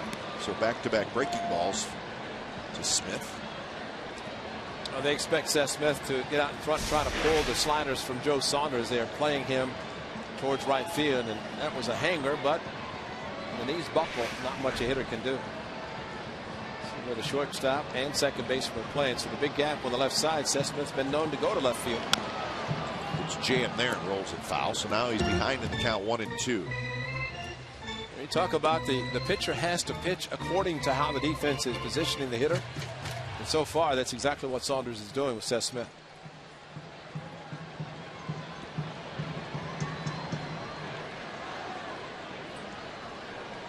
Sogard at second, Young at first.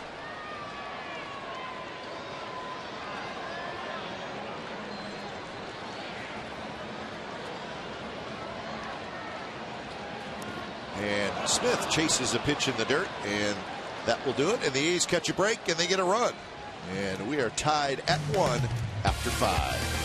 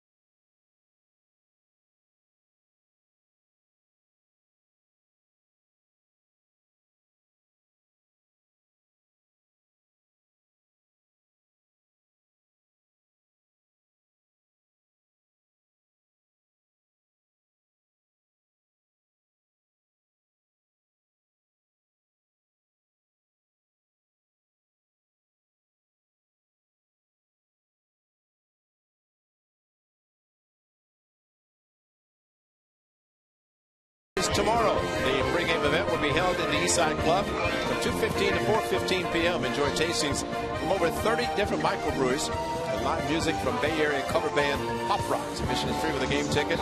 Commemorative beer mug and 2 tastings will be available for $10. Additional tastings will be available for purchase. You must be 21 or older to purchase, not a cape, but any of the microbrews. So, a lot of capes here tonight.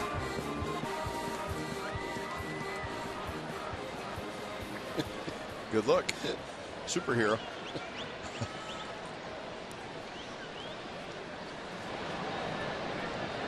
Seager to lead it off. Lefty on lefty. Will be followed by Morales and Morse. Top of the 6th of a 1-1 game. So I got the quote of the night in baseball, right? Tigers beat the Twins 4-0. So good night for Detroit. But the quote comes from Jim Leyland. Oh, it's a good one. You got yeah, because he's awesome. Right? And, you know, the Tigers are having trouble with their closer situation. They really have had it all year, and they've lost some games late. So Jim Leyland keeps getting asked about switching closers. So somebody finally sent him over the edge about suggestions on who should be his closer or if he should switch closers. Leland said, quote, "It's like everyone telling me I'm bald, but nobody can tell me how to grow hair." It makes perfect sense. That's right. That's why Jim Leyland, you hope he never retires. Oh, man. That's why it's sad about Mariano Rivera as a player and a great closer, but Jim Leyland, I mean, that's classic. And it makes perfect sense. Absolutely. Just like what do you want me to do? It's this like is Shooty. who I got. That's Shooty. That's well, it. there's only one But- Shooty Babbitt. But, you know, they've been talking Porcello from spring training on, you know, about being a closer, but he's a starting pitcher. Valverde has the experience. I mean, you want the experience just so he blows a few saves. Young over into right center, and he's got it. Seager is retired for out number 1. Now, Jim Leyland holds nothing back. You know, he's first to compliment an opposing team, player, pitcher, manager, whatever, if they do well. I mean, there's no excuses. He knows he has a good team, probably knows that they should be running away with the division. But baseball is baseball, and he knows exactly, as long as he's been in the game, that it's not an easy game.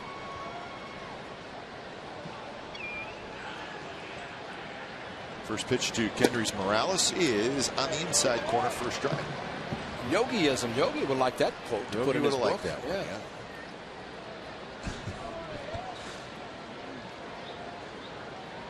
I saw it and I had to read it. And we're glad you did. Strike 2 down around the knees. 0-2 to Morales, who has struck out and hit a fly ball to center field. Ball to center field was hit very well, right near the wall. Well, we have said it before, at least with the pitch count, you start looking at Tommy Milone pitch count. He's pitching better as he has pitched. The first couple of innings he struggled a little bit, but when a pitcher is pitching as well as he is, you just forget about the number on the board on the clicker, how many pitches he's thrown. Which he just made to Kyle Seager to get him to fly out to center field as a fastball. Tried to pull it, and just an easy fly ball to center field. Young, of course, has the clicker normally. Seager just, you know, I should have hit the fastball outside the left field. He just hit himself in the head. That's what happens. Get a grand slam to right center. Good pitch. Morales strikes out. So Milone gets his third strikeout. It's called changing the eyesight there. A pitch down, and then watch Derek Norris. He wants it up, and that's exactly where it's thrown. Inside, up around the letters, and perfectly thrown by Tommy Milone.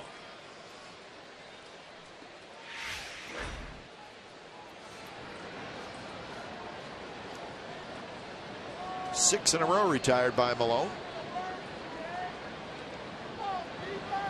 As he faces Michael Morse, who has doubled and scored and walked.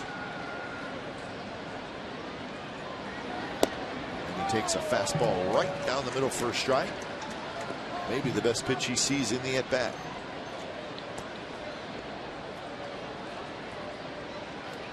He hit the first pitch that he saw from Tommy Milone and doubled right center, but after the first at bat, you gotta start making adjustments, and maybe to the point you think you're going to see a certain pitch and you do, then you don't. You kind of get in between. In the case of Morse, he didn't swing at it.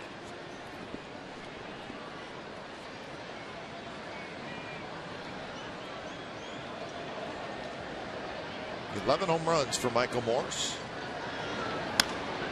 And this one skied to shallow right center. And Reddick has it. 7 in a row retired by Tommy Milone. We're headed to the bottom of the 6th inning. It's a 1-1 game.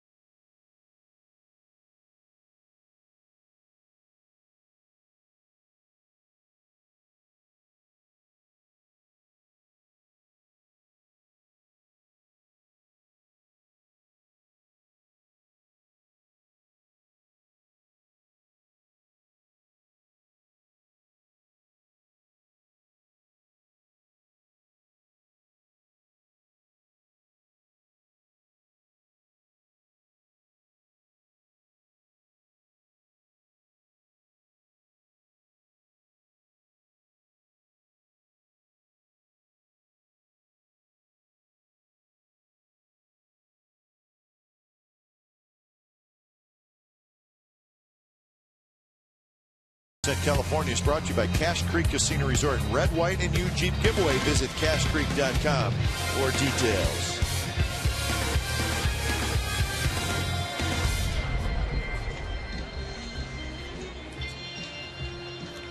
Superhero night at the Coliseum. And there will be fireworks after the game. So a very nice crowd tonight. Just announced at 31,448. 31,448. Posse is part of that group. Right next to the sign that says, Cespedes, will you marry me? I don't think they're related at all. No. Right. I'm just saying the signs were next to each other. That's all I'm saying.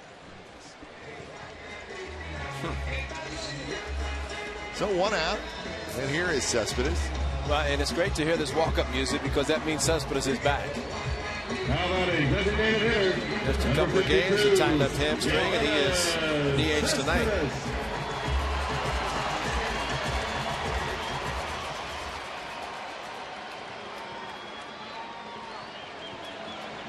So Cespedes 0 for 2 tonight in the DH spot.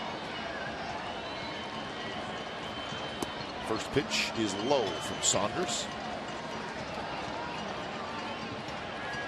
So the difference in the game, a missed pop-up by the Mariners that allowed the A's to tie it last inning.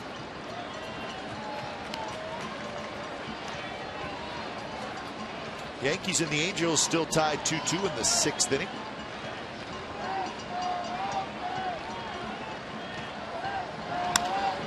Bounced right to third. Nice big hop for Seager. Flips it across, and that's out number 2.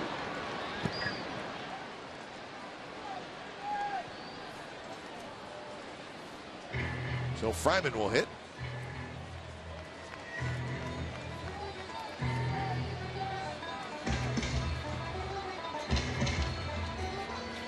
How about a first baseman, number 7, Nate. So Fryman strives to the plate. He's got a hit tonight, a double in the 2nd inning. Then he grounded out to first in the 4th.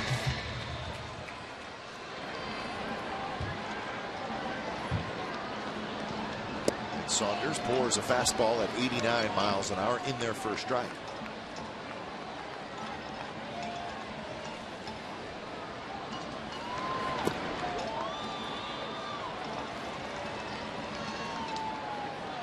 Saunders working quickly, very much like Tommy Malone does. That one hit hard. Ryan, look where he's playing, and look at that play. He's very good, folks. Brendan Ryan, nice play at short, and that's a 3-up, 3-down inning for Joe Saunders.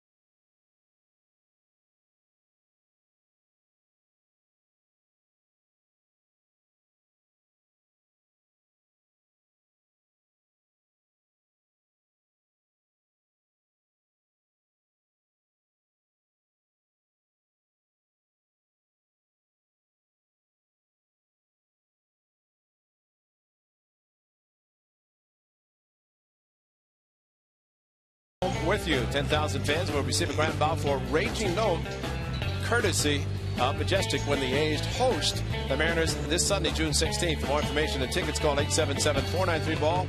You can visit OaklandAthletics.com/tickets.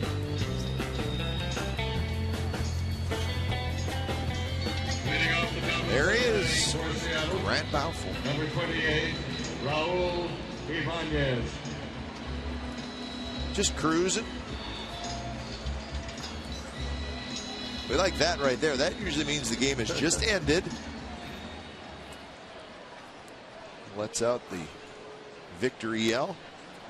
Well, Grant Balfour, and of course we hope he is with the A's beyond this season as a free agent, but the season's going to open in Australia next year. That's right.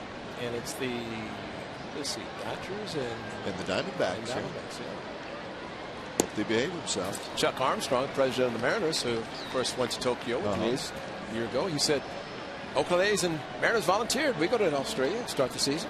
And that'd be fun. Yeah. Australia's beautiful. Yeah, love to see it. Never been there. Hadn't been to Japan. Quick 0-2 to Ibanez. He'll be followed by Zunino and Saunders. Top of the 7th inning of a pitcher's duel.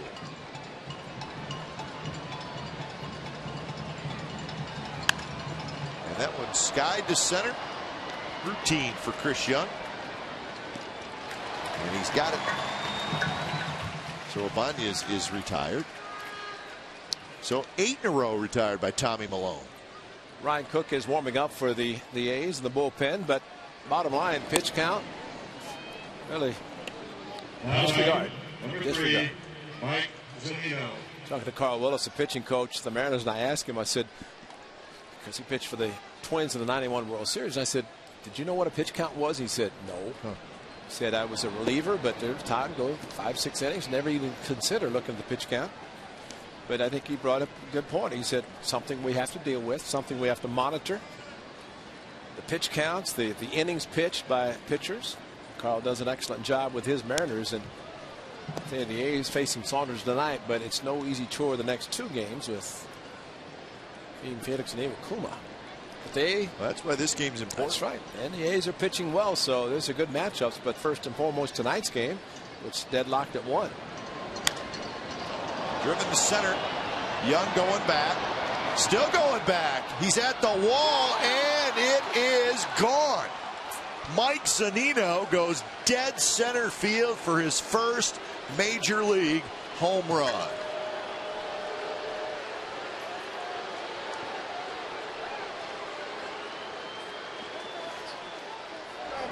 I just didn't think he got it enough, especially at night. At nighttime, and I just wonder if Chris Young thought he had a beat on it, and as he got back to the wall, a lot of times the wall will stop the outfielder as he tries to jump and catch the ball. He's feeling for the wall, and I don't think he can jump higher than that. I just don't think he got back all the way to the wall and jumped straight up. And he's kind of drifting. He looked, and then that's hardly a jump at all. I think he's disappointed that he did not get back to the wall and be able to jump up and rob it. Yeah, just the vertical wasn't there, and you're right. If he's able to set, it would have been a great play, but he would have had a legitimate shot because it really did not go over the wall by a whole lot. Exactly, and as he got to the wall and he jumped, it's almost like his feet stayed on the ground as he jumped up. Not saying that it was going to be an easy play. No, but certainly not. But the fact that outfielders play the wall very well. He looked to see how close he was to the wall and was trying to time his jump.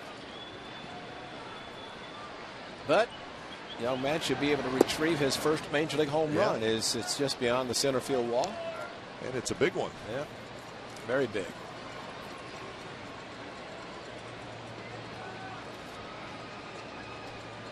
So 2-2 to Saunders, who has grounded out and struck out, and he strikes out again.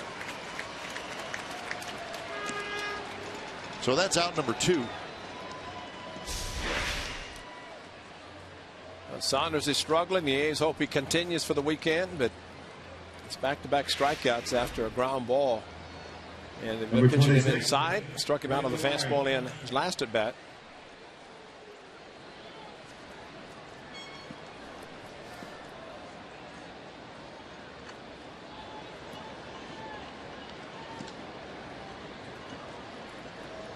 So here's Brendan Ryan, a double and a fly ball to center field. Flares this one foul down the right field line.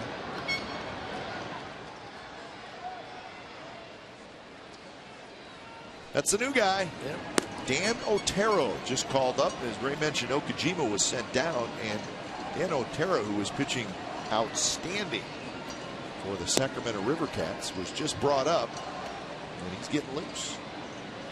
So Dan Otero, may see him.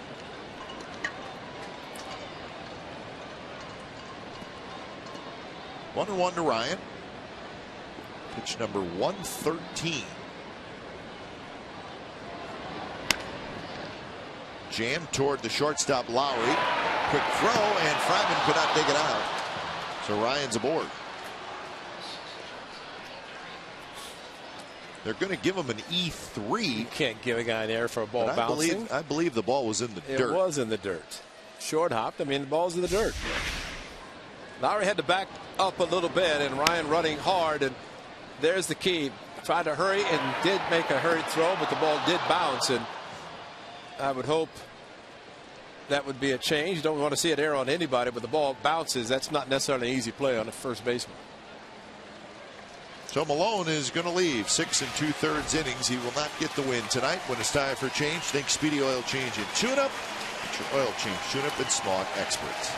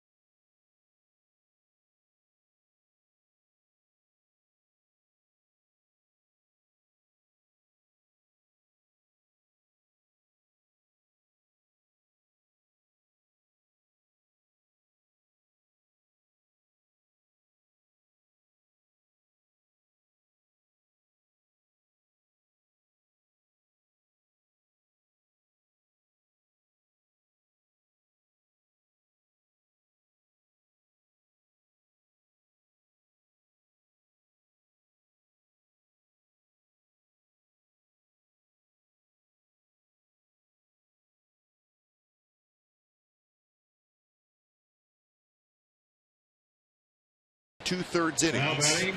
113 pitches. Well, he pitched well tonight. Gave up a single run in the second, and then the home run to Zunino here in the seventh. So Dan Otero comes in. A lanky right-hander. I said, did we see in spring training? He says, yeah, I was with the Giants. Remember, he went all across the country. Giants, the Yankees, and back to the A's, and designated, and up at AAA, pitching very well for Sacramento, closing for the River Cats. Well, he's a strike thrower is what he is. He is. And the one thing he said that, you know, being in the bullpen, see the numbers though, 99 earned run average in 23 games. But he basically said a 4-pitch pitcher. People ask, how do you get all 4 pitches ready when you're coming in out of the bullpen? But he's able to do it. But he's got mostly fastballs, sliders, but he also throws a curve and a changeup.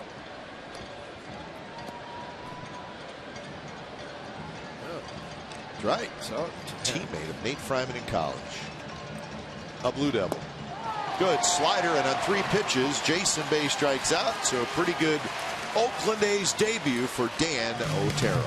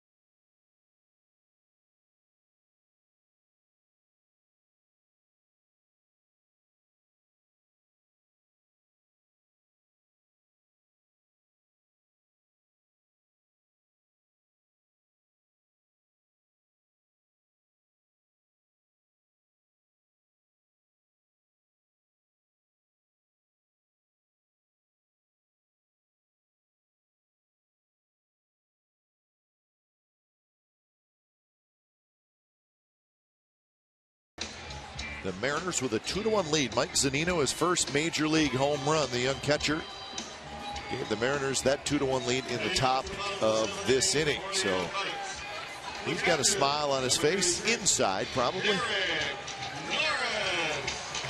Right now he's got to get back to work. His pitcher Joe Saunders is back out there. 86 pitches through 6 innings. He faces Norris, Reddick, and Rosales.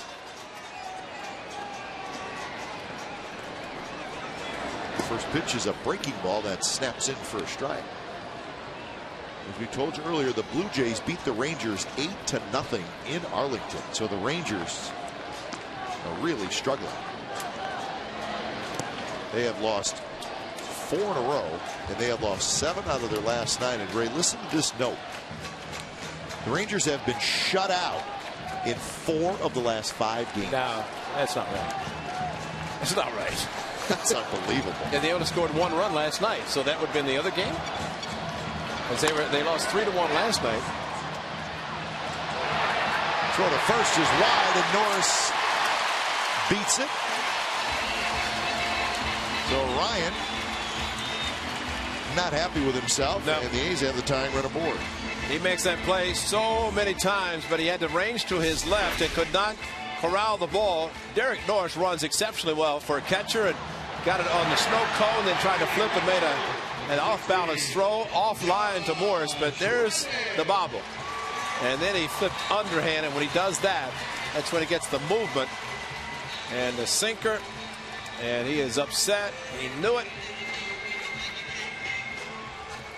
And by throwing the way he did, he hurried his throw, and as a result, not get enough on it and could not throw it straight, and he's upset. So that's an error, and here's Reddick. First pitch to Reddick, he bunts towards Saunders, who grabs it, and he missed the tag, and then he flips to first, and they just get Reddick. It's going to go as a sacrifice, but more eventful than most sacrifices. Saunders made a nice play, and then he just missed the tag. Reddick does a great job. Once he just stopped and then almost got to it. I mean, gave up his body, going down, touching the bag with his right hand. But this is a great play where he hesitated. The momentum of Saunders, barely able to flip it back to Morris at first base. But Saunders had just had his momentum reach back, and at least he thought about going to first base. Well, he stayed calm is what he did. Yes, he did. Yeah, that's a great call, because Josh Reddick, boy, he gave his body up to go down to do what he did to try to get to the bag. He was going to get the sacrifice anyway, but wanted even more. So the tying run at second, and now we got some action. Daniel Farquhar gets up.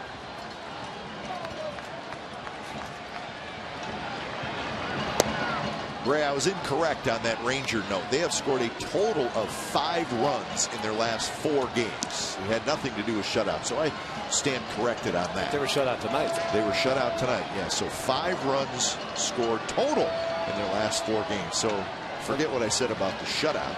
But the point is they're scuffling. Yeah, they are, and that's surprising for that team, and especially in that park, because they played now what 5 games in their home park. That's right. Yeah. During that time, and you will not see that very often. The A's hope they don't see it next Monday for 4 games, starting Monday. And that's where they will be.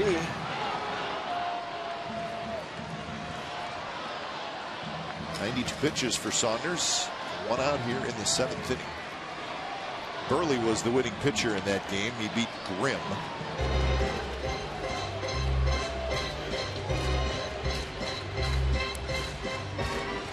Josh, the Angels have taken a 3-2 lead in the 7th. There's good friend Josh Donaldson. He's in a strange spot, sitting in the dugout. So he had 1 game that he did not start this year. That was in Tampa. Perino started at third. That's right. It's not Dan Marino either. No, it's not. Andy Perino. Coco getting a batting glove. Maybe we'll see him. Who knows? But good to see him yesterday. Came in late, got a couple of hits, pinch hitting, almost won the game with an opposite field hit. That would bounce toward the shortstop Ryan. He goes to his right and then flips it across, and they just get Rosales for out number 2.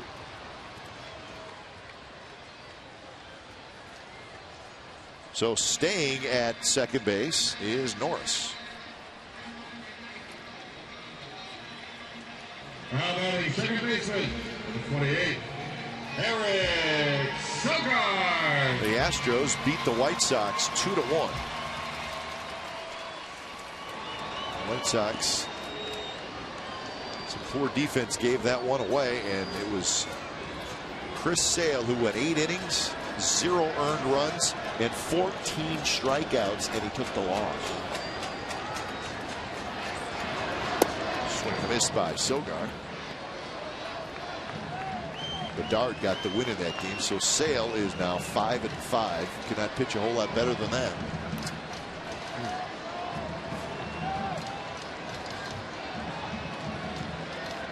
Oh, 0-1. Tying run at second. Nice block by Zunino.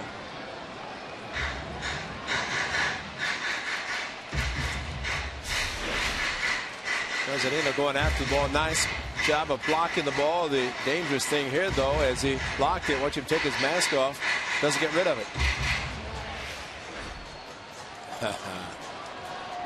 That would be a nice two-base right now. Score the tying run. 1-1 pitch is a fastball that jams Sogard.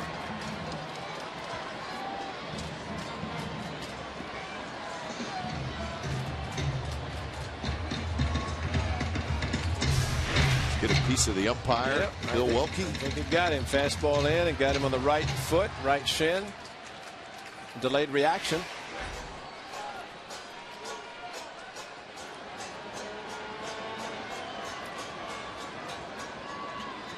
Saunders kicks in the 1-2 pitch, swing and a miss, and a pitch out of the strike zone. So he's got the tying run at second, but cannot get him home. We're headed to the 8th inning with the Mariners leading 2-1.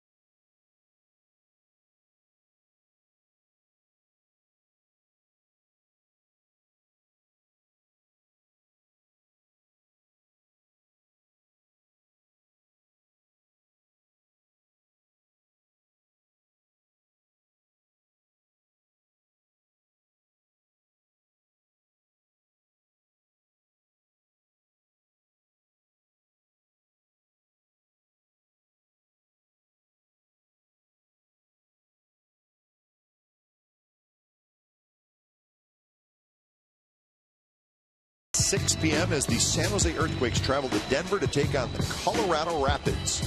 Complete Earthquakes coverage every night on Sportsnet Central and CSNCalifornia.com. The home of Earthquake soccer is Comcast Sportsnet.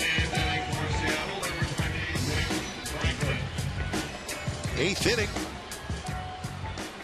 Starting to cool off, no question about it. Fireworks coming up after the game. Mariners leading 2-1.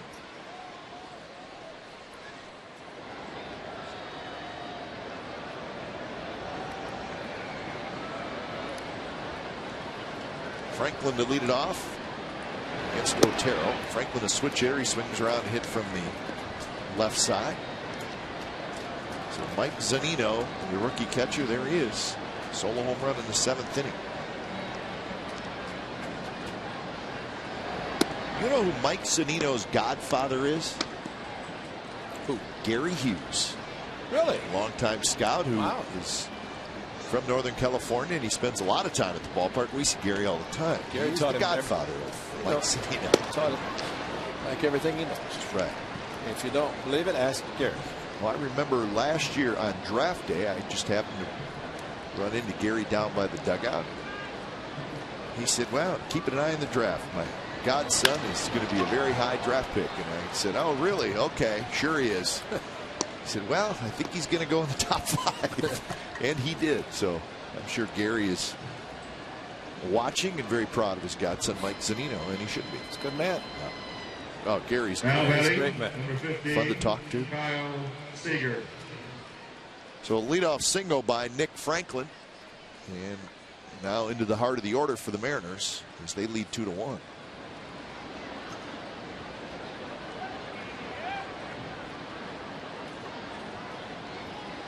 Seager has walked, hit a fly ball to left, and hit a fly ball to center.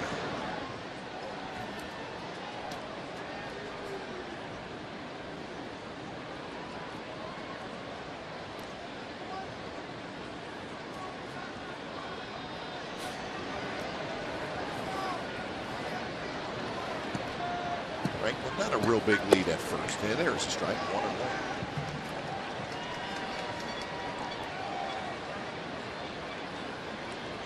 I'm surprised that Otero was the first to get the ball tonight. Considering, I think, with Cook warming up, if the A's had tied it, might have been a different story. But young man gets a chance to come straight from Sacramento and with the uniform on.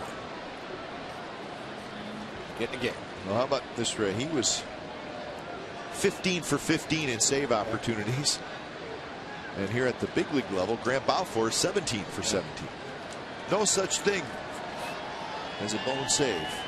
That's right. AAA and in the big leagues for the A's and their closers.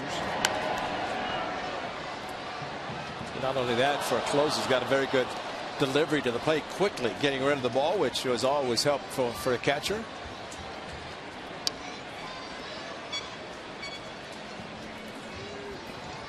Head in the count, 1-2 to Seager.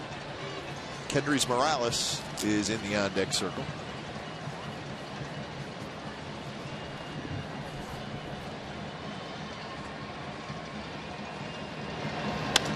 And there's another base hit to left field. Seager just kind of reached for it and lofted it into the left. So Franklin and Seager both go the other way for back-to-back hits leading off the 8th inning. Well, it's good hitting, but as far as the pitches, they're exactly. That time Derek Norris tried to go inside, but the ball leaked outside part of the plate, and Seager just served it out to left field. Can't play shallow enough for those. I say that's why Seager is upset, pounding himself in the head, because similar pitch last time, tried to pull it. That one hit the other way, and shallow. Smith coming in, and he's going to get there, and he makes the catch. Morales goes after the first pitch. And there's the old part of the batting order where you get first 2 guys on, but you have the cleanup hitter coming up and probably doesn't know how to bunt. Hey, join us tonight on A's Post Game Live for the A-Team. It'll be our special presentation of the broadcasters Ken Korach, Vince Cotroneo, Ray Fosse, and myself. We're going to get together, have an unscripted roundtable discussion about tonight's game. It's only on A's Post Game Live and 95.7 The Game, and it's after the game. So we're getting along a little better now. As long as that glass is between us. That's right. It better. We'll put that shade down too. So.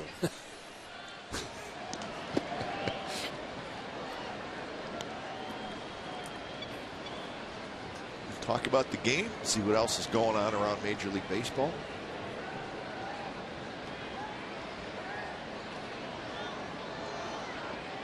Michael Morse, the hitter. He's ahead of the count, 1-0. He's doubled, walked, and hit a fly ball to right field.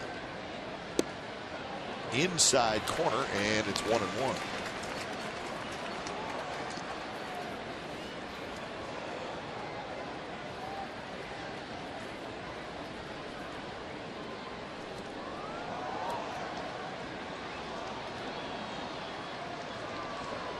Decent speed with Franklin and Seager on the base pass. It was Morris in that opening 4-game series between these two teams here at the Coliseum. He hit 4 home runs in that series. I think we learned he likes the ball away. Yeah, and he has 11 on the season in game 68. They're going to check, and I hope so. Adrian Johnson, I think he got it right. Now this is a kind of a check swing. Why am I going after this pitch? And that's almost, if he makes contact, it might have been a home run. That's strong.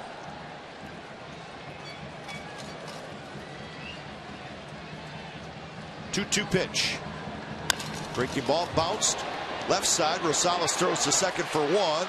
Back to first, but not in time, as Sogard had time to leap out of the way, as it was a hard charging Kyle Seager.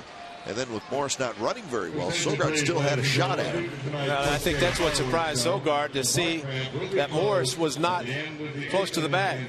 But you're right, Seager, because he was not being held at first base, got the big jump, got on top of Sogard very quickly. Rosales had to back up a little bit. That slowed it down a little. But that's a Hal McRae slide there. You go through the bag. Kind of pop up with your body. Yeah, and it's dangerous for both the infielder and the runner. Now batting number 28, Raul Ibanez. So Franklin now at third, Morris at first, and here's Raul Ibanez. Always seems to be a tough out in spots like this.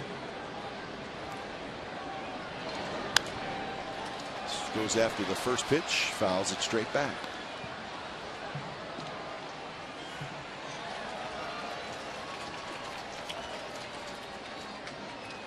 Angels now leading the Yankees 4-2. That game in the 8th inning.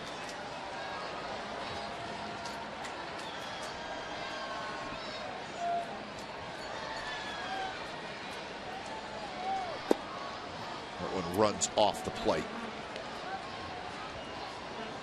Kansas City Royals stayed hot. They beat the Rays 7-2 in St. Petersburg, beating Matt Moore. Royals have won 9 out of their last 10. So Kansas City now 1 game under the 500 mark. So they're trying to finish off that march to get back to 500. But they still have the top ERA. Yeah, they're pitching great.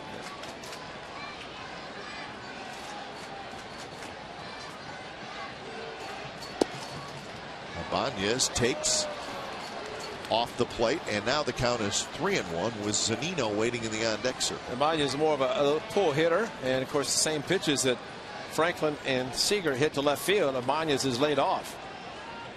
See him try to get the pull one because Sogard is in right field, second baseman. Yeah, he pulled off. He's looking to pull.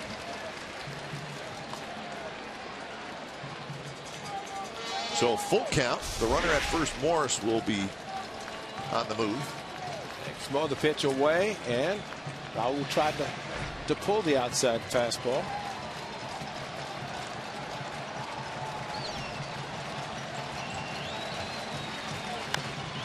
And that one fouled at the plate. It bounces high up in the air to Otero.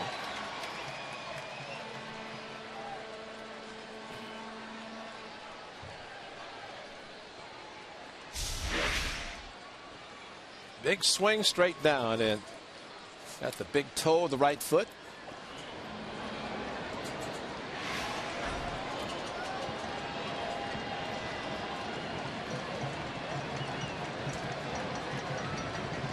Three-two pitch is line foul, and that one got a little bit too much of the hit me zone there.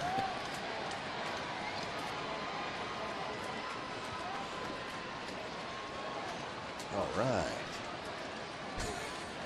Just fill up the bag. Nachos and the baseball. Dad, I'll enjoy the baseball after I finish my nachos. There's a shot off of Fryman, and a run's going to come in and score.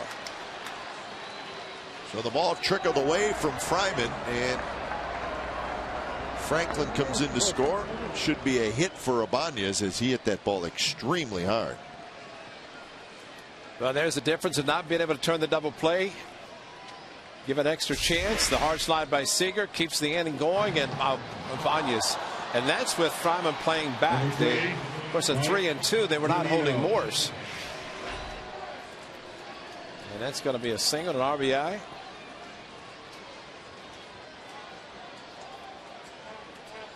So Ibanez gets his second hit. That's a big one. And here's Zunino. Yeah, that's a huge run.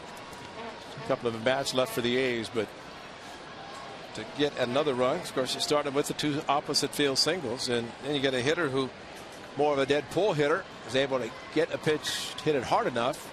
Fryman couldn't handle it. Fastball right there for a strike.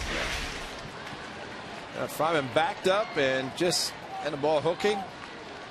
Went down, did not know where the ball was. I was hoping he could go behind him, and Sogard could have fielded and thrown Ibanez out at first, maybe. 0-2 pitch, a slider well off the plate.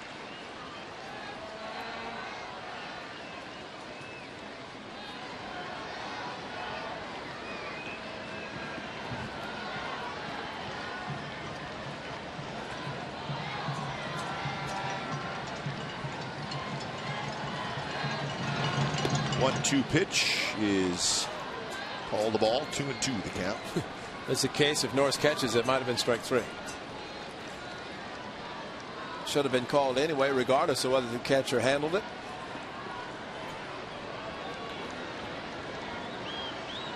Zunino 1 for 2 with the home run.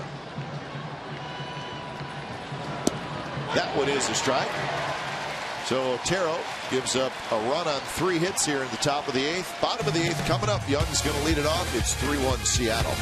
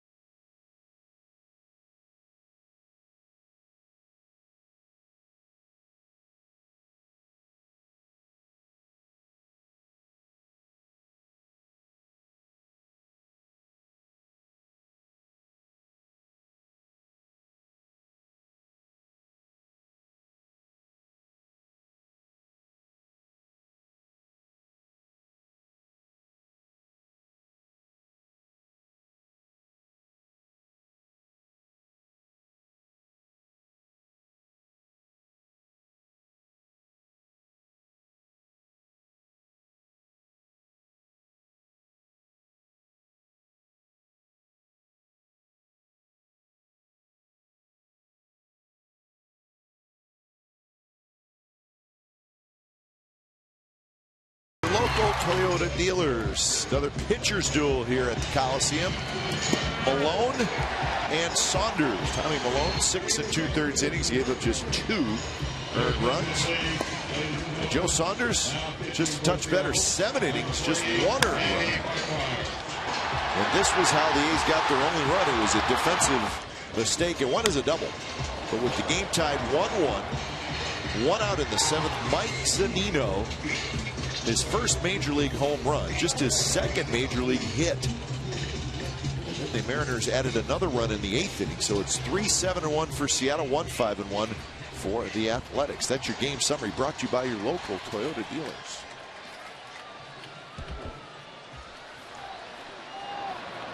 So Joe Saunders is done for the night after 7 very strong innings for the Mariners left-hander.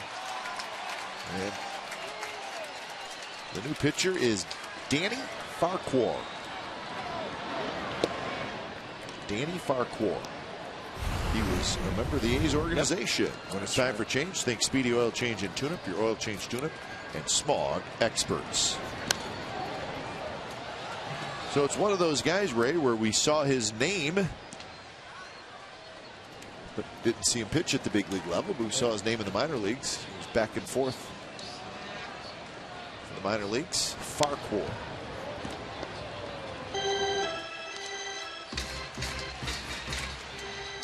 Jason Bay moves over to left field. Endy Chavez comes in the game in right field, so Raul Ibanez is out. But he got a big hit. So good.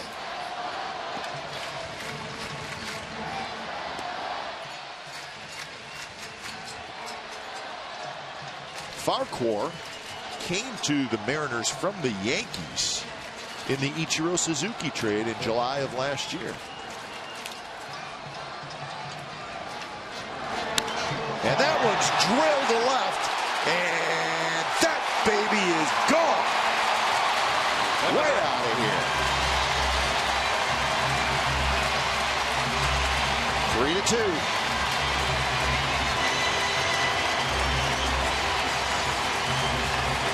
Have a night, Chris Young. Single, double, walk, home run, and Farquhar missed with a curveball. And he's got about a 94-mile-an-hour fastball, but it's straight. And this is as straight a fastball as you can see right there.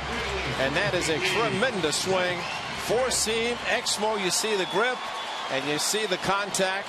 What a swing by Chris Young. Wow. I'd admire it, too. That was a long one.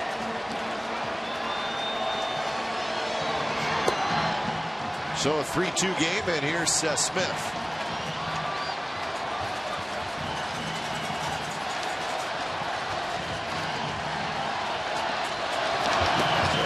Run number 6 for Young. I'll have to wonder if the A's, the lefties on the bench, Brandon Moss in particular, is one, Coco Crisp, if he's available. Lefty is starting to warm up in the bullpen. Seth Smith has to be happy that Joe Saunders is out. Double play and a couple of strikeouts. Ball was crushed. Unbelievable.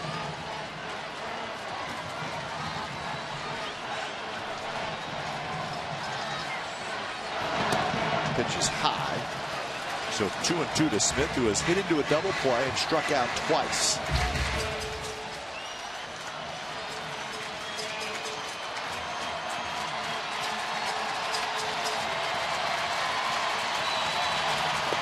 Strike 3 called on the outside corner. It's like a little cut fastball, yeah, maybe. Exactly. So Smith strikes out looking. Well, just a great swing by Chris Young.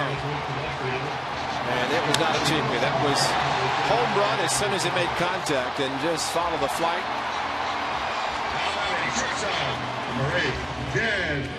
That ball going away to second deck. I think it did, yeah. Wow. Don't see a lot of those here. Lowry takes a fastball first strike. Farquhar's elevating the pitches enough that you wouldn't be that surprised to see them trap that far.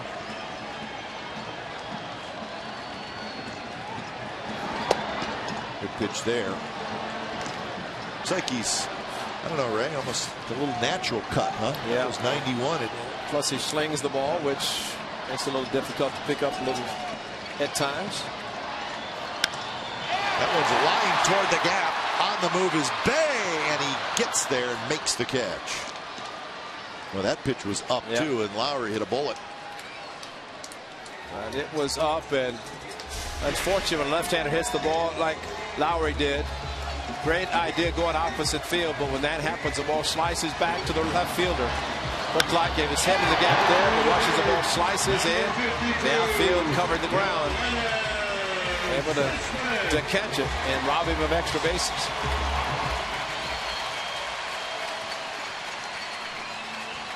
So Cespedes steps in. A couple of ground outs and a fly out. And a first pitch strike from Farquhar. So Farquhar, nothing else, getting ahead of the hitters. Swing and a miss, and there's that little cut. 90 miles an hour, moving away from Cespedes.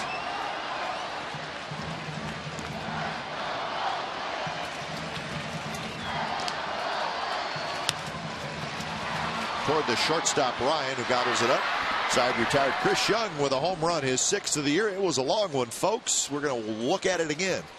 9th inning coming up. It's Seattle 3 and the A's 2.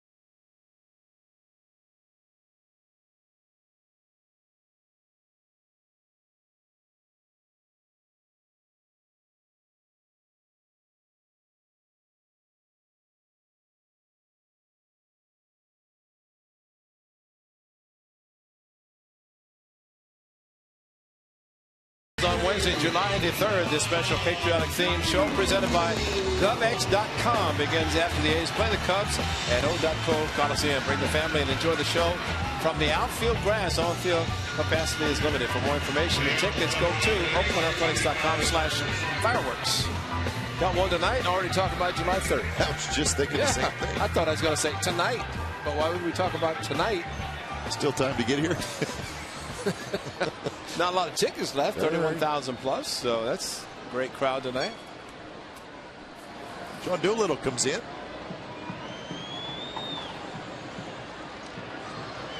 Doolittle's first pitch to Michael Saunders is a bit inside.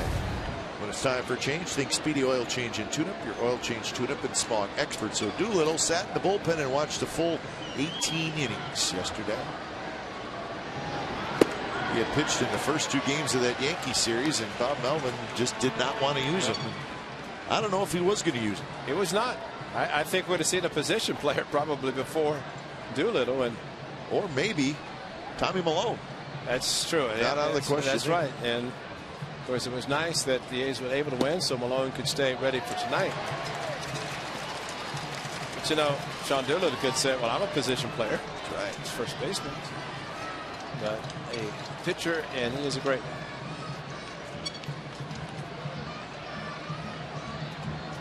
one. 1-2 pitch, and there's that slider. So 2-2 the count. Saunders has grounded out, struck out twice. 0 for 3, the average at 194.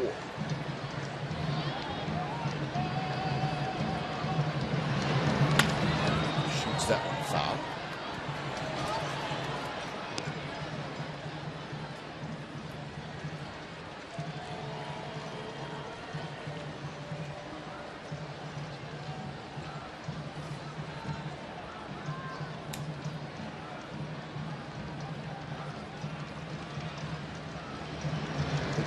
And it's low. All right, Tom Wilhelmsen, who was the closer for the Mariners, but he has struggled as of late, and there's some question now of whether he is still the closer. There's nobody warming up. Sometimes they wait till 1 out, but usually if the closer is going to get up, somebody would be up to start the inning because it could be a quick one. But it'll be Fryman, Norris, and Reddick, so 2 right-handed hitters and a left-handed hitter. And you would think gentleman on the left is Oliver Perez. The gentleman wiping his hat off is Yorvis Medina. Medina's a right-hander. So who knows? Could be a mix and match. Yeah, well, I would think that Brandon Moss, if it's a right-hander, he's going to come off the bench. Yeah, and that's Wilhelmsen, and that does not look like a guy who's getting ready to save a game in the bottom of the 9th inning. Or Giant Sunflower Seeds, don't think so. That one is hit to right, and that's a base hit. So Saunders hit a slider, and he hung in there. That's a good at-bat. Time now for the AT&T Universe Rewind. His name is Saunders. This was Joe, and he was Safeco Joe, but he's pitched well tonight. 7 solid innings. Just the miscue in right field that helped the A's score the run. But Joe Saunders had the breaking pitch work that he did. Probably maybe had the benefit of having 3 lefties in the lineup against him tonight. He pitched very effectively, especially with the hard slider. Got the lefties out. O.Co Joe. That boy Delaire. Unfortunately, he was tonight. Yes, he was. Here's Brendan Ryan. First pitch is low. Sacrifice situation for Ryan. 98 pitches for Saunders. He was good. Nothing fancy, just throwing strikes, moving it in and out.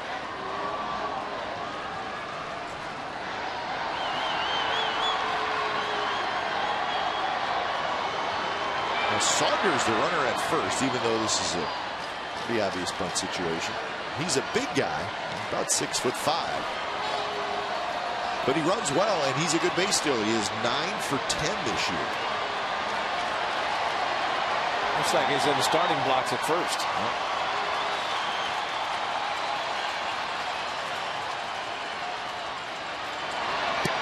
Not close, and it's 2-0. Plus, Saunders stands next to Fryman, and it looks like 2 guys that could be getting ready to go for an offensive rebound. 6'8" and 6'5".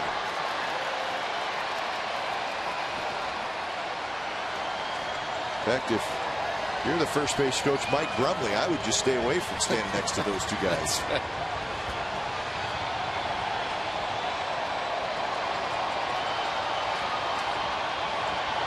Ryan just started to show bunt again before the throw to first. I think he could show and just let the world know that he's going to bunt. He might as well.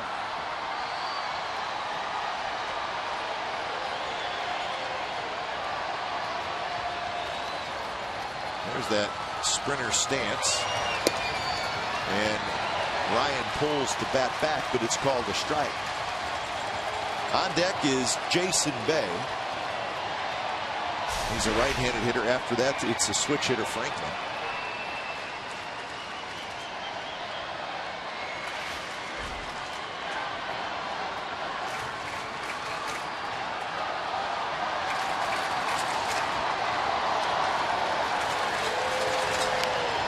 Bunted in the air. Norris coming back, and he dives, and he caught it.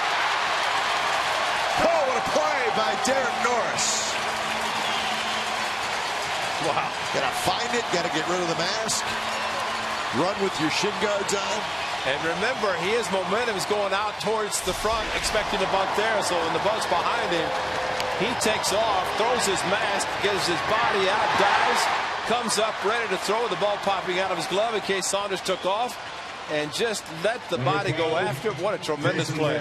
And then to be able to react quickly enough to realize the runner's at first. He could be thinking about tagging, and the ball popped out, got back in his hand, ready to throw. And if Saunders had taken off, he'd probably thrown him out. What a tremendous play. And remember, he caught 18 innings in a 5-hour, 35-minute game yesterday. So here's Jason Bay.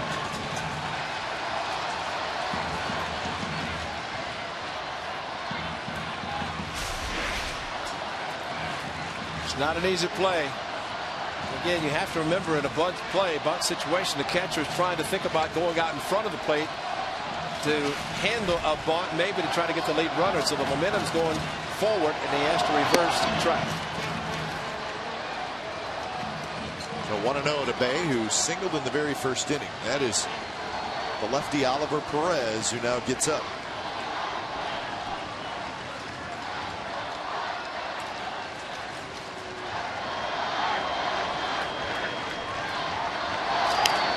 Pop-up foul. Well above us into the upper deck.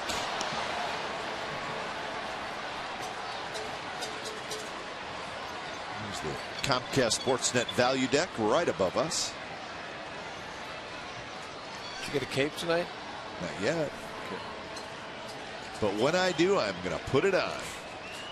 For the throwback 69 throwback, right? 1969? Well, the #1 cape man, Banjo Man, was here tonight. Was he? Yeah, he's got his cape from 40 years ago in the 70s. He was playing earlier. 4 years ago. 40. I was going to say, yeah, 40.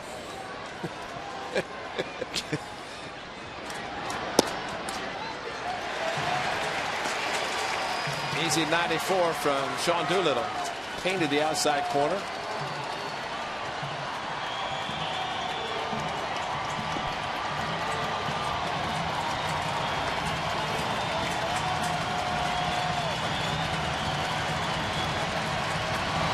Two pitch swing and a miss. No chance. 2 outs here in the top of the ninth. We don't know if Sean Doolittle can do that when he wants to, but his success since he's been a pitcher is this location. Fastball upstairs at about 95, and there's not really that many people who can catch up to a fastball thrown at that elevation and with that velocity. So here's Nick Franklin,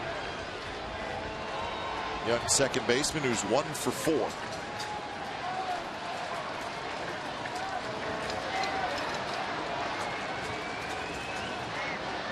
First pitch is a fastball inside. Angels have added a run in the bottom of the 8th inning. They lead the Yankees 5-2. Still batting.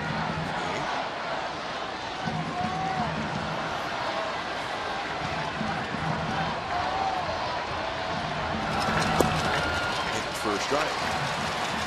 So that was the 20th pitch by Doolittle here tonight.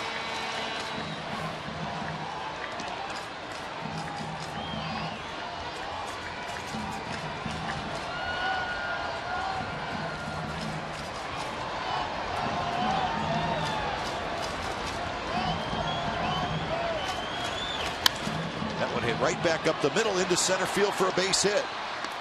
Saunders stops at second, so Nick Franklin, the rookie, is 2 for 5. Remember, he was robbed in the first inning, a ball over the mound that turned into a double play. Good approach by the young man, especially with a good fastball from Sean Doolittle. The fact that it was down right over the mound. Watch as Doolittle falls off and where the ball is, right over where he was positioned.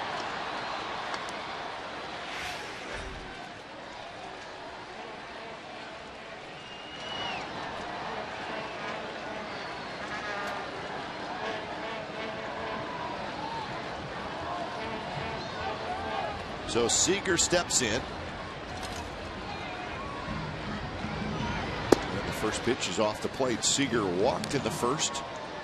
Fly ball to left in the 3rd. Fly ball to center in the 6th. And then he had a base hit in the 8th. Just flipped one to left field in the 8th inning. He may try to do that here against Doolittle. That'd be a pretty good approach. Instead of trying to pull the ball, Lowry playing up the middle, so there is the hole on the left side. That one called a strike. Saunders at second. Franklin at first. Plenty of speed for the Mariners on the base pass. But their closer Perez, or at least tonight, Oliver Perez, warming up in the bullpen.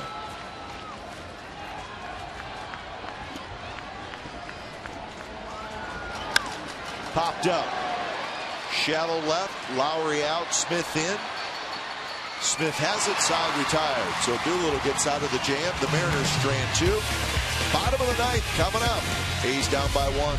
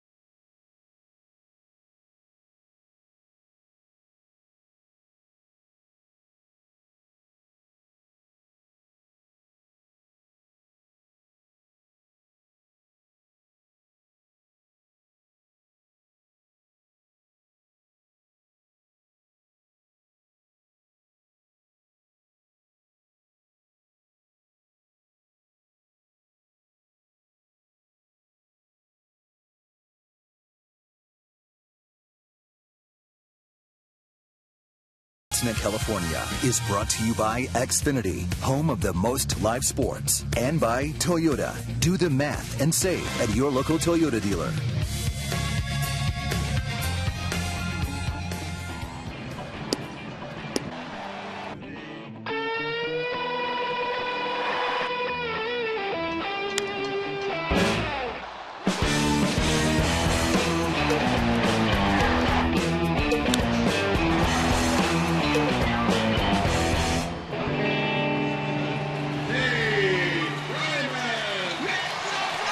Another tight ball game, entertaining game. The Mariners leading the A's 3-2. It's the bottom of the 9th inning.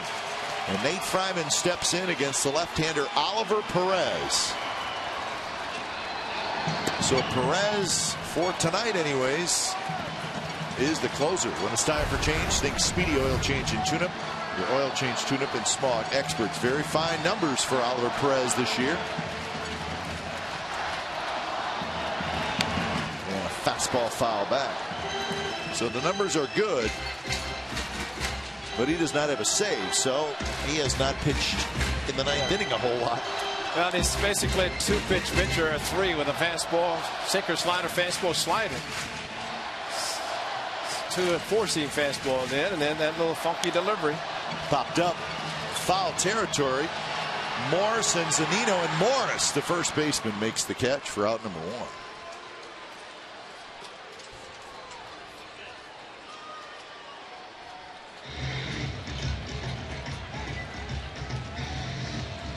So with Wilhelmsen struggling as of late, it's Perez tonight. And now he faces Derek Norris with Reddick in the on-deck circle.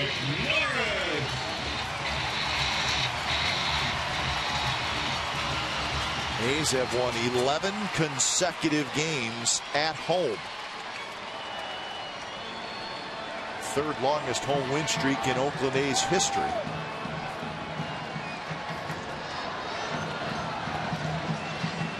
Here's Norris. Perez, the first pitch, a slider, and it's a good one, first strike. You know, the one thing bringing Perez in, whether by design or not, it basically keeps Brandon Moss on the bench. Because he's a lefty. If the righty comes in, then Bob Melvin can go, at least if he wanted to, in Fryman's case, pinch hit Moss, which he normally would. And you combine that with the struggles of Wilhelmsen, and, you know, at this point, worked out. He got Fryman to pop up to foul territory. Perez has allowed a couple of home runs this year in 23 innings. And that one way inside. Well, 3 home runs by Derek Norris. First coming against this guy in Seattle is a bullet to left center. The fastball grooved in the left center. Crushed it. Like to get a similar fastball, hit it in the same direction, this game would be tied. He probably remembers exactly what Norris did. 2-1 pitch, slider, strike 2 call. Norris has singled, walked, and reached on an error, so he's been on base all 3 times. It's a little bit of a slurve.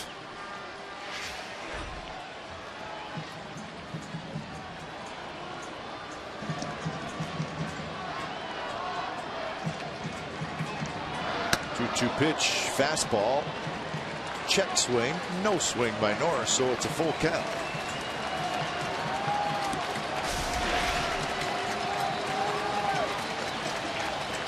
Fortunately, the bat hit didn't go far enough. Second strike was a slider. Probably knows he hit a fastball off of it for a home run in Seattle. Pitchers don't forget.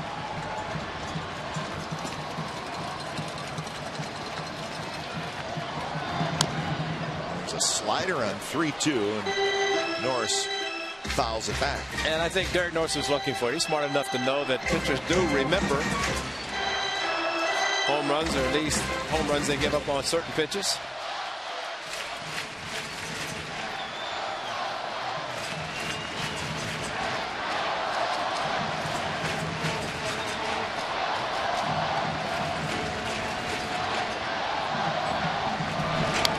3-2. Good swing on a fastball, 93 miles an hour, and Norris fouled it straight back. Yeah, really, I don't think the A's, after playing 18 yesterday, would mind going extra innings again today. Oh, because right now, none of us would.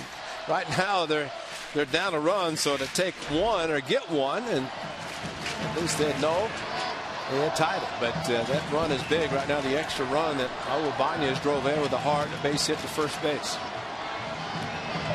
3-2, a fastball, swing and a miss. He struck him out. Ball was out of the strike zone, but Norris could not hold up, so that's out number 2.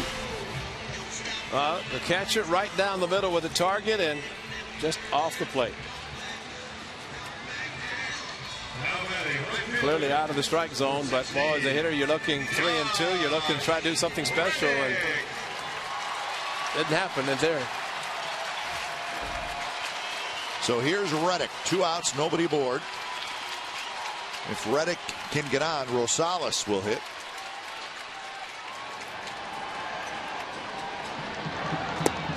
And Perez, not an easy at bat if you're a left-handed hitter. It really comes down 3/4. And really, why would he throw him a first pitch fastball? That's why he threw him a slider. And it probably won't be the last slider he throws in this at bat. Exactly.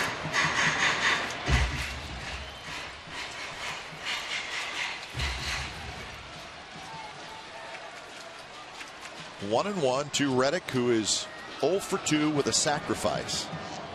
He struck out and reached on a fielder's choice.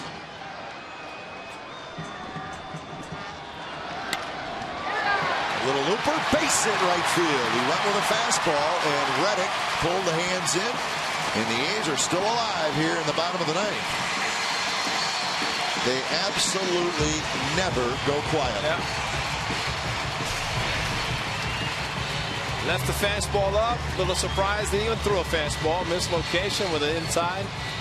And Josh Reddick brought the hands in. That's a big hit. Huge hit for Josh Reddick, especially against the tough lefty.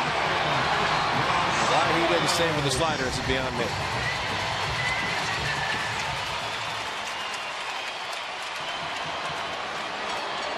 So here's Adam Rosales. First pitch is a strike down around the knees, a low strike. And a quick pitch in case Reddick was thinking about running. 11 last at-bat wins.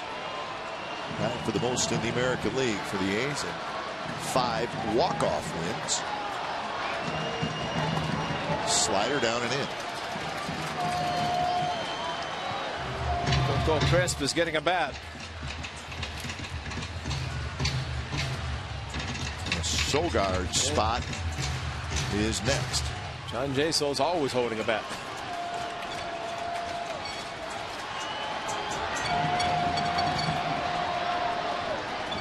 One pitch. Little pop-up right field. Endy Chavez is there, and that's the ball game. So Oliver Perez does his job. He gets the save. Joe Saunders gets his 5th win. And the Seattle Mariners come to the Coliseum, and they win the first game of this series by a final score of 3-2. So Saunders the win and Malone the loss. You've been watching Oakland A's baseball on Comcast Sportsnet California. Don't go away. A's postgame live with Brody Brazil and Shooty Babbitt starts right now.